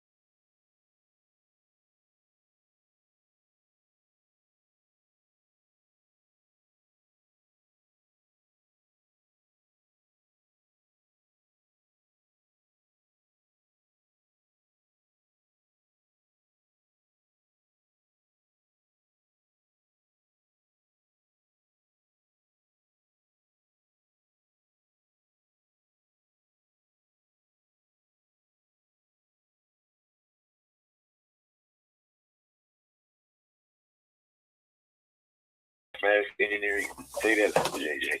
Mathematics, engineering, and astrology had to take place in order for them to create those pyramids and align them with Orion's belt. Huh? Right. Astronomy, mathematics, engineering. Yeah. All right, let's keep going. To create those pyramids. Yeah. We're back up. You can hear us now. Yeah. Okay, hold up, y'all. Let me keep going. See, I get to push too many buttons and mess me up. Hold up. Hold up, y'all. Hold up. All right.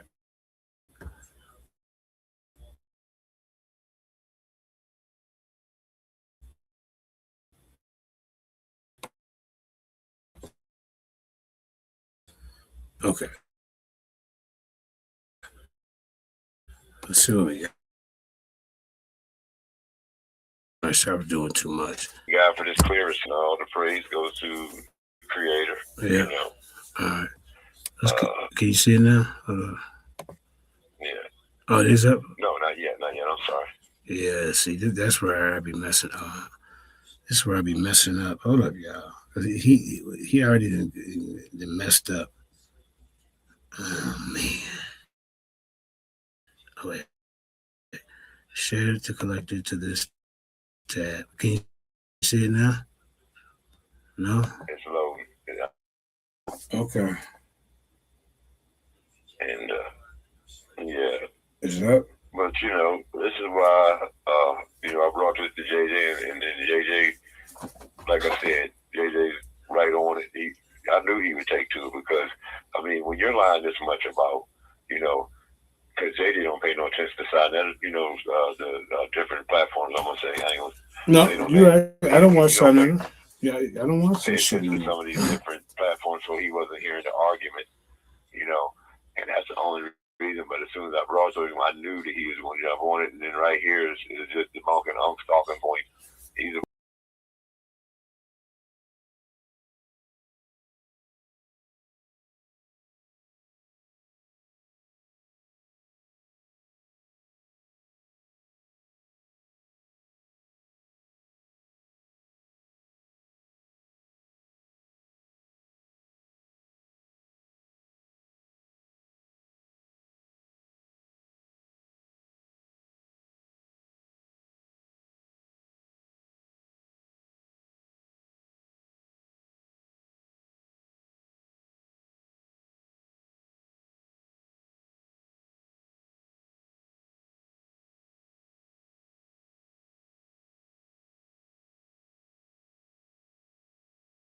Yeah. because they believe what they hear. They don't do no research. They're not doing a simple Google search. They just take what the people tell them and they believe it. Yeah. All right, hold up, y'all. We back. Okay, hold up. Yeah. So for those who don't see it now, it will be in the history books. You'll see it later. Yeah, you can hear us now. Okay, hold up. Hold up, y'all. We finna get right back to it. We're gonna go right back to that one I just showed. Let's see. Yeah. Let's see if it'll share.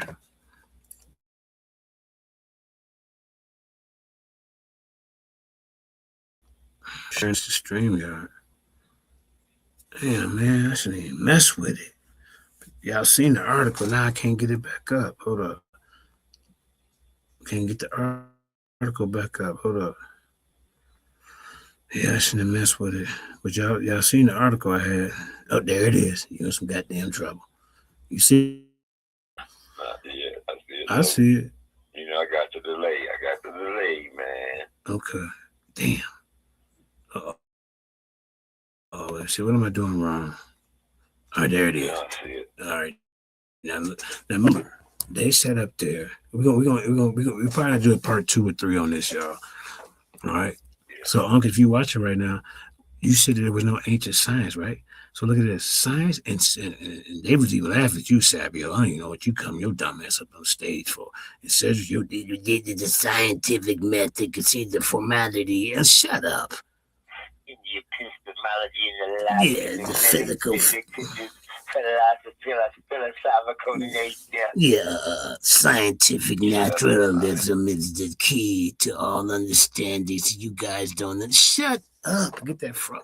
Do some kind of scientific experiment to get that get down. Physics. Physics is another branch of philosophy. Hey, tell called metaphysics. Right. Yeah, because that means after physics, because it comes after the one who created that term, that Greek philosopher who created that term physics. So they call it metaphysics. Another branch of philosophy. So like I said, that's all he's trying to sound smart. That's all he's doing. Okay, so remember they said that there was no ancient. No, they had.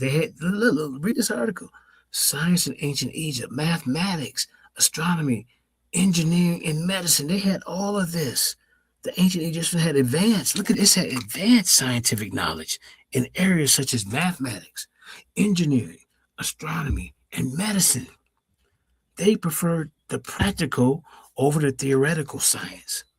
You see what I'm saying? Hold on, let me keep going. These damn pop-ups coming up. Okay, we're gonna leave them there. Okay, so there's hold up, y'all. So you got beat up. There's a common perception that science is a modern invention with roots. Let's see that, y'all. See, this is a common perception that Unc is going with. That science is a modern invention with roots in the ancient Greek world, while the Greeks pioneered the kind of theoretical thinking that characterized modern science. Before the Greeks, people used practical science. The ancient Egyptians developed mathematics, astronomy, engineering, and medicine. It enabled them to build their pyramids and temples, devise their calendars, and generally maintain their society. While many elements of ancient Egyptian science seem more like magic today, some aspects still make sense in the modern world. Egyptian mathematics. All right? I want to get this pop-up out of here, man. What the hell? I ain't gonna mess with it. Okay, so this is the Ren Mathematical Papyrus in 1550 BCE, sourced the British Museum. See, look at that, y'all. See that? Well, Unc said they said there's no such thing as ancient science. Y'all heard him say it? Didn't I say that, Indigenous? Okay. So, Sure did. yeah, but you got to put your foot in your mouth. The first thing that modern person will notice when looking, come on, man, when looking at the ancient Egyptian ledger is how foreign it looks. The Egyptians did not use modern Arabic numeral system or even earlier Roman numerical systems. The Egyptians used hieroglyphic characters to represent numbers. All right, let's keep going. All right, the system used to use a combination of decimal and the repetitive, so they were only symbols, numerals from 1, 10, 1,000, 10,000, 100,000, and 1 million. The numbers were written with the smallest to the largest number, but they could be written left to right or right to left, depending on the text. The Egyptians, and why is it still popping around like that? Okay. The Egyptians had no zero, although sometimes a scribe would leave a gap to denote null. See that? All right, let's keep going. There are only 4 extinct papyri recordings. Man, come on, man. I shouldn't even mess with Egypt, but I wanted to show at least a source. Not just because they'd be just like, oh, you're just reading from AI, but the AI provides the source. So I had to do this. I'm not trying to hear that. There are only 4 extinct papyri recordings: Egyptian mathematics, the Moscow Berlin, Kahan, and the Rende papyri. Excuse me, how you pronounce that? Moscow is the name of the papyri. It's the Moscow papyri, it's the Berlin papyri, it's the Kahan papyri, and it's the Rhine papyri. Rhine papyri, okay. The Rhine papyri, different papyrus. Right. The Rhine papyrus is the most common. Man, this thing is tripping. I see. Was a cumbersome yet simple. For addition to the scribe would simply add the others. Those who knew how to read the language would know where one number, why is it doing that, ended and another began. Multiplication was a bit more complex, but still straightforward. Smaller numbers use a repetition format, while numbers, man, this thing tripping. Why is it still moving? While numbers above 10,000 use a system whereby the large number was written and the multipliers were written below it. For example, if the number 100,000 was written above 4 ones, then it meant to multiply by 4, giving it 400,000. Okay, let's keep going. I don't know how to get this thing from the bottom right here. Let's see. Maybe let's see if I want to get that out of there. Oh, there we go.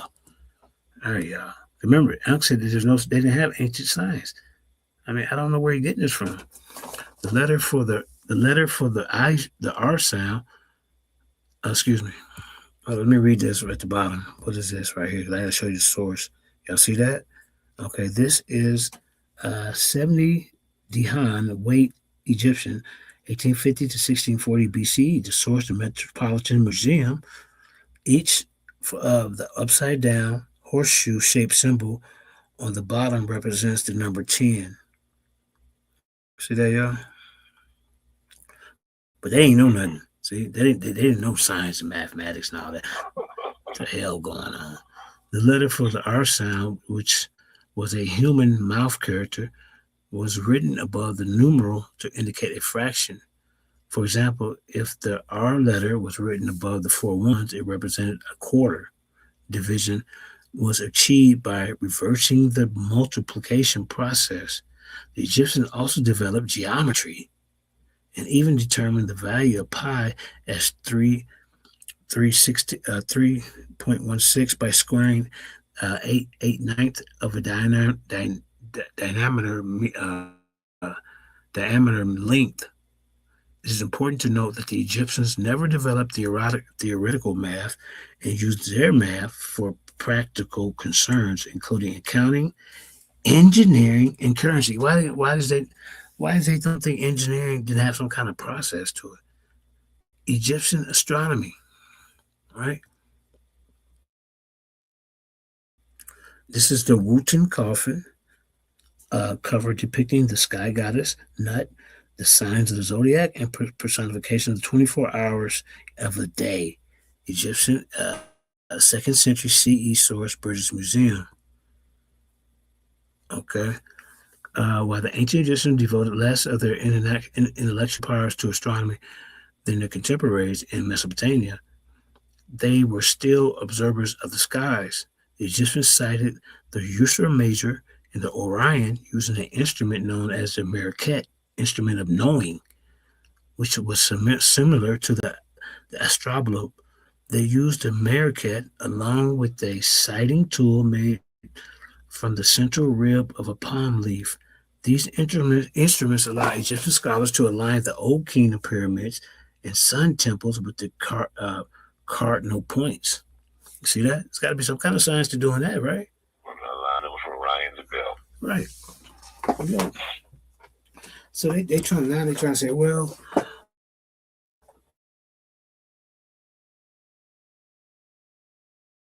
that's engineering. That's technology.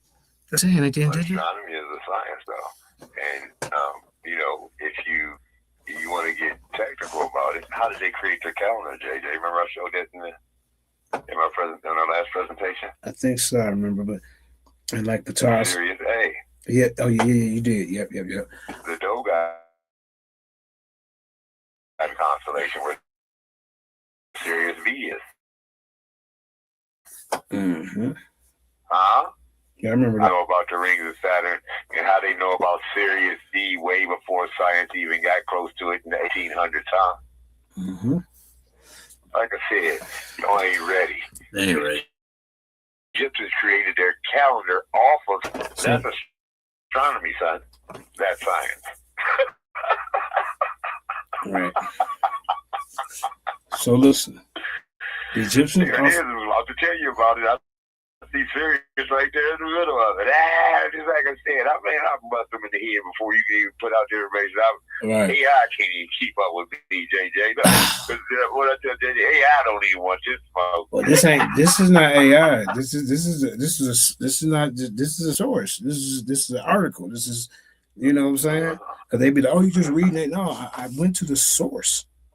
I'm bringing up a source. It's the same thing if I just went straight to Google or Chrome. So I don't know what they're crying about when right. And like you said, like you said, the Egyptians also recorded their observations on painted coffins during the Middle Kingdom, 2055 to 1650 BCE, and late period 664, known as star clocks or diagonal calendars, because they are arranged in the 36 columns that list the 36 groups of stars into which they are divided the night. The most important of these stars was Sirius. There you go. Known by the Egyptians as Sopdet. Sirius Sopdet. Excuse me, Sopdet was the brightest of all these stars. So maybe they knew about this before the Dogon, right? I don't know. Yeah, they knew. Well, I mean, it depends on how far the Dogon actually go back. I think they because they're saying that this was their origin story, Jay. They remember now. So I mean, so where the Dogons? Where do they? I mean, some say they connected to. I would say yes to that question, but I could be wrong because how long has the Dogon been saying this stuff? You know what I mean? Some of them are saying that the Dogons are connected to the Egyptians. I think I read that before. Yeah, they're a branch that broke off, something like that. I heard that too, JJ. There you go.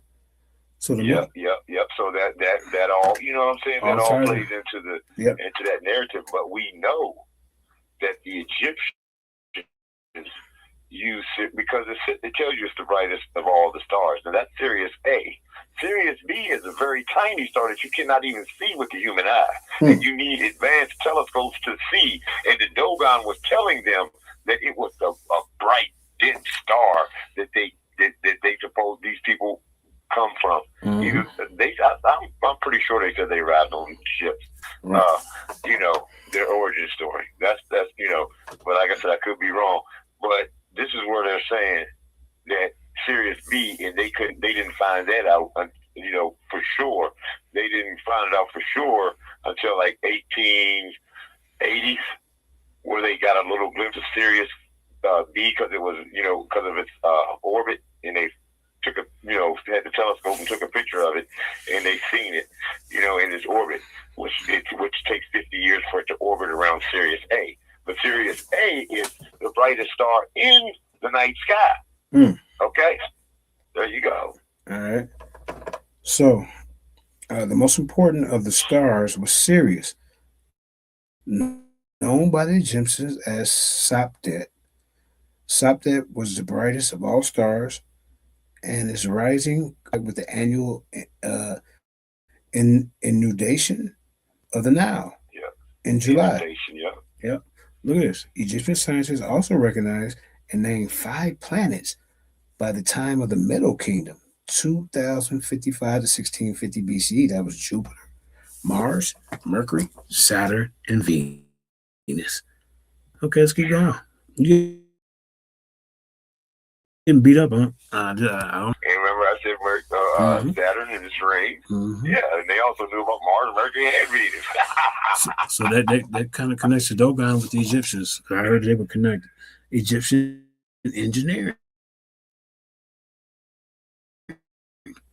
Right? So about engineering, science, technology, and mathematics. I mean, this is sad.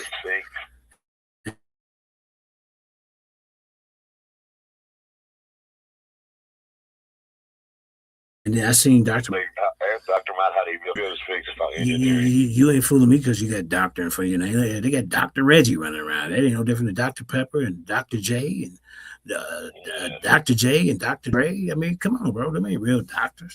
Look at this. Because this is the figuring out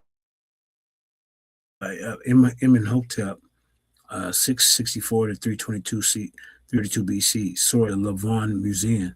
Louvre Museum. That's some kind of French word. Come on, thing. Come on. Don't start messing up. Come on now. All right, here we go. All right. So let's keep going. Let's keep going, y'all. Because Uncle put his damn foot in his mouth. He said, yeah. Didn't he say, yeah?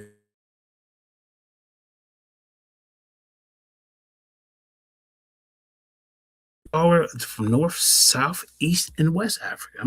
We ain't done.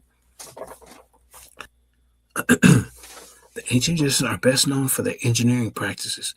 Thanks to their enduring results, it's impossible to discuss Egyptian engineering without at least mentioning Imhotep. Egyptian's first known architect, engineer, and scientist. So if he's a scientist and he's back in the ancient world, there is a such thing as ancient science. Things that you can't even do today. The hell's wrong with this guy? Who paying y'all? Huh? The ancient Egyptian written sources about Imhotep's life and career are sparse, but it is known that he was advisor to King Djoser that ruled 2667 to 2648 BCE.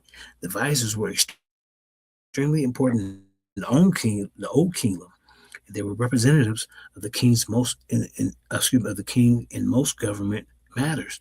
Djoser obviously thought highly of Imhotep because, in addition to appointing him advisor, Imhotep's name was also inscribed on a statue of a king. Biographical inscriptions indicate that Imhotep was descended from a line of architects and engineers, and his descended steps. But what makes Imhotep the most famous Egyptian engineer and scientist, Cedric. Well, what do you want, JJ? Are you listening? I don't know. I don't know what you're talking about, JJ. But what makes Imhotep the most famous Egyptian engineer and scientist is his work on one particular pyramid. You see that say engineer and scientist? Here, let me highlight that for you. Because remember, they said there was no ancient science. There was no such thing as ancient science. Y'all see that? That says scientist in his work with one particular pyramid. Let's keep going. Djoser tasked Imhotep with designing his pyramid. The engineer answered the call by true pyramid that they can't even do today. Before Djoser, the king of the first and second dynasties were interred in what is known as the mastabas, which is the Arabic word for bench. As the name indicates, mastabas were rectangular mud brick tombs of which burial chambers underneath. Mastabas worked well for the first two dynasties, but Djoser wanted something grander to survive the test of time. Right? Let's keep going. So this is the scribal Palette Egyptian, 1635 to 1458 BC. The source of the Metropolitan Museum of Art. All right, let's keep going.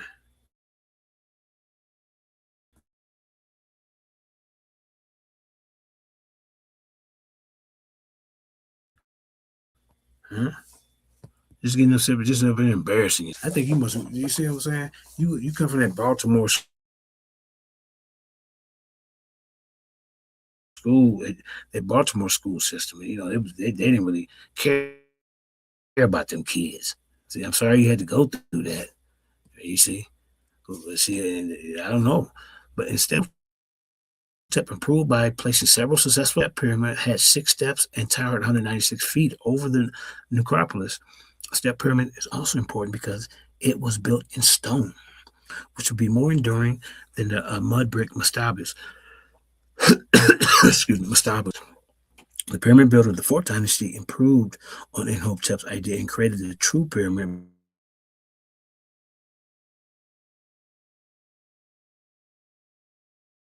But it would not have been possible without Imhotep's inspiration. How about medicine?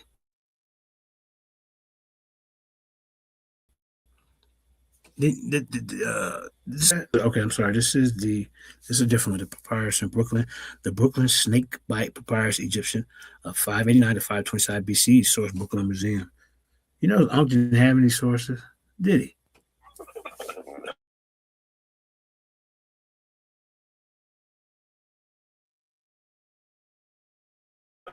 Oh, He didn't have no. Right. He's chapping his lips. He's chapping it up so bad in line. Couple practices. through more than a dozen. Man, come on, man. Why is he doing this? What the hell's going on? Hold up, y'all.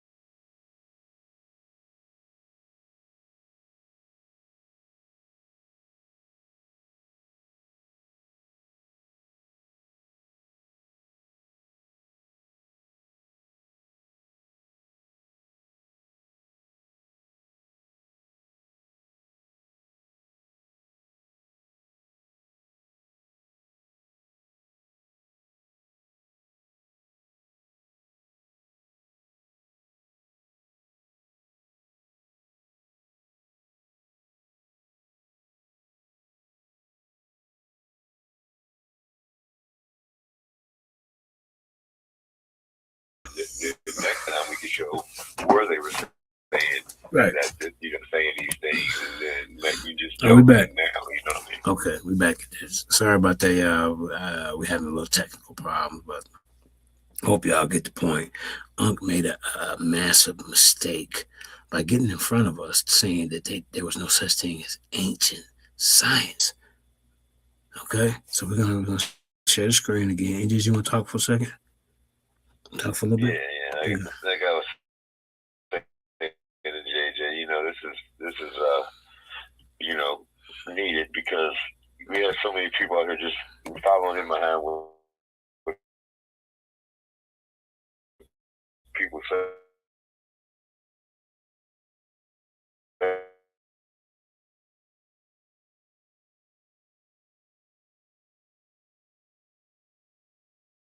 And don't even do a simple Google search to see if they're telling the truth or not. Right.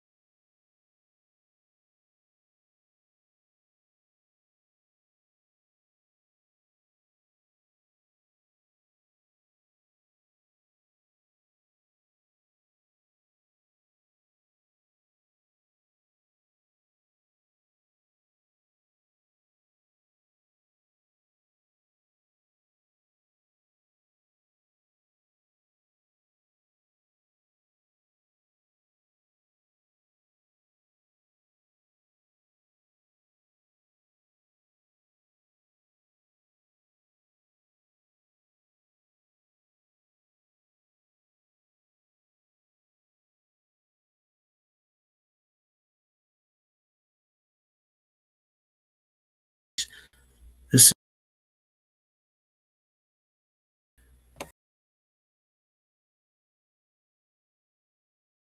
is what I'm saying. We got lucky.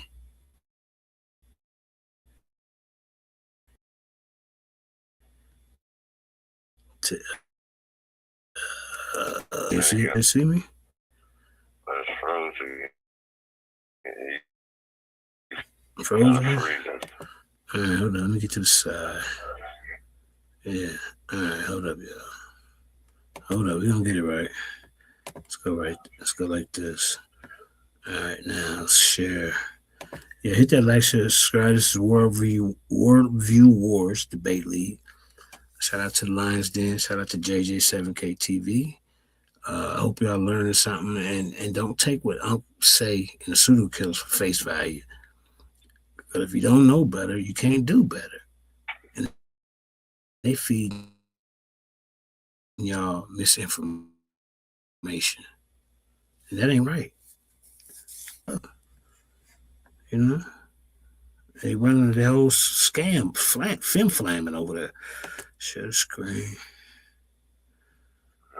That's why we doing this for y'all, I mean, Yeah. it was like I said, without some type of voice or reason out here, it seems like we'll all be lost in the, false narratives and the false prophets that we have out here promoting this bigotry and, like I said, classism and racism. Yeah. And under the guise of trying to help and calling it science. Yeah, I think we're gonna fall off again. All right. Can y'all see this? All right. This is Uncle them back up. We're gonna save some. We're gonna save some. See ya? Yeah, I shouldn't even. But I had to go to the stores. Right? We had to do that. But now I'm not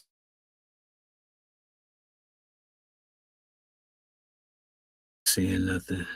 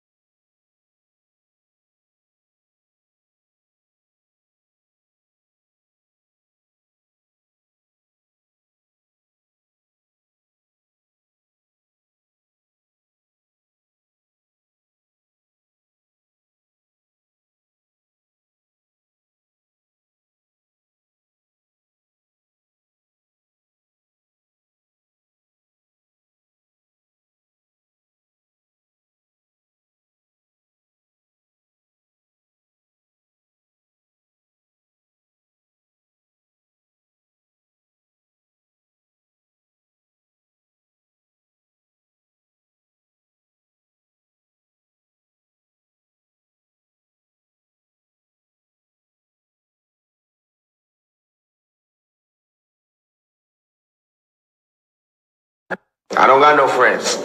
I don't got no friends. You know what I mean? I got supporters, people on my side and people on the other side.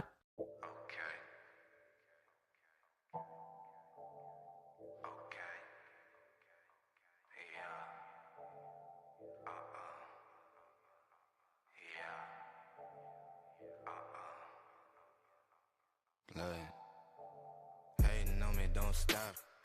Only help a real cause. Hood legend on some pocket. Manifested till I'm living large. Highballing cause the sky falling. I'ma catch a little piece though. I ain't worried about your little. No, she easy as a free throw. She wanna hold me like ransom. Just cause I'm young and I'm handsome. Tell all these to have a seat. I know that they cannot stand them. Burn it and roll me another one. I do whatever I feel like. I remember when we dreamed about it. Woke up this morning, it's real life. Trade the whip, trade the currency. Moving like it's an emergency. We gotta check out, it's close to 11, so baby ride it with some urgency. I'm just here for the fun part, cause I'm good on the money part. I be leaving in the cold season, coming back for the sunny part. With us and get your money up. With us and get your wig split. Ever since I was a little boy, I've been plotting on the big. Bigger pockets, bigger resume. When you keep it really resonate. If he really want it, never hesitate. If he mad at me, better meditate. You ain't gotta like it. You just gotta live with it. Never gave us nothing. Look at what we did with it. In a foreign city. Moving like I live in it. Never. Conversations can spark change. You ain't gotta like it, you just gotta deal with it. The infamous perspective with the infamous DMG.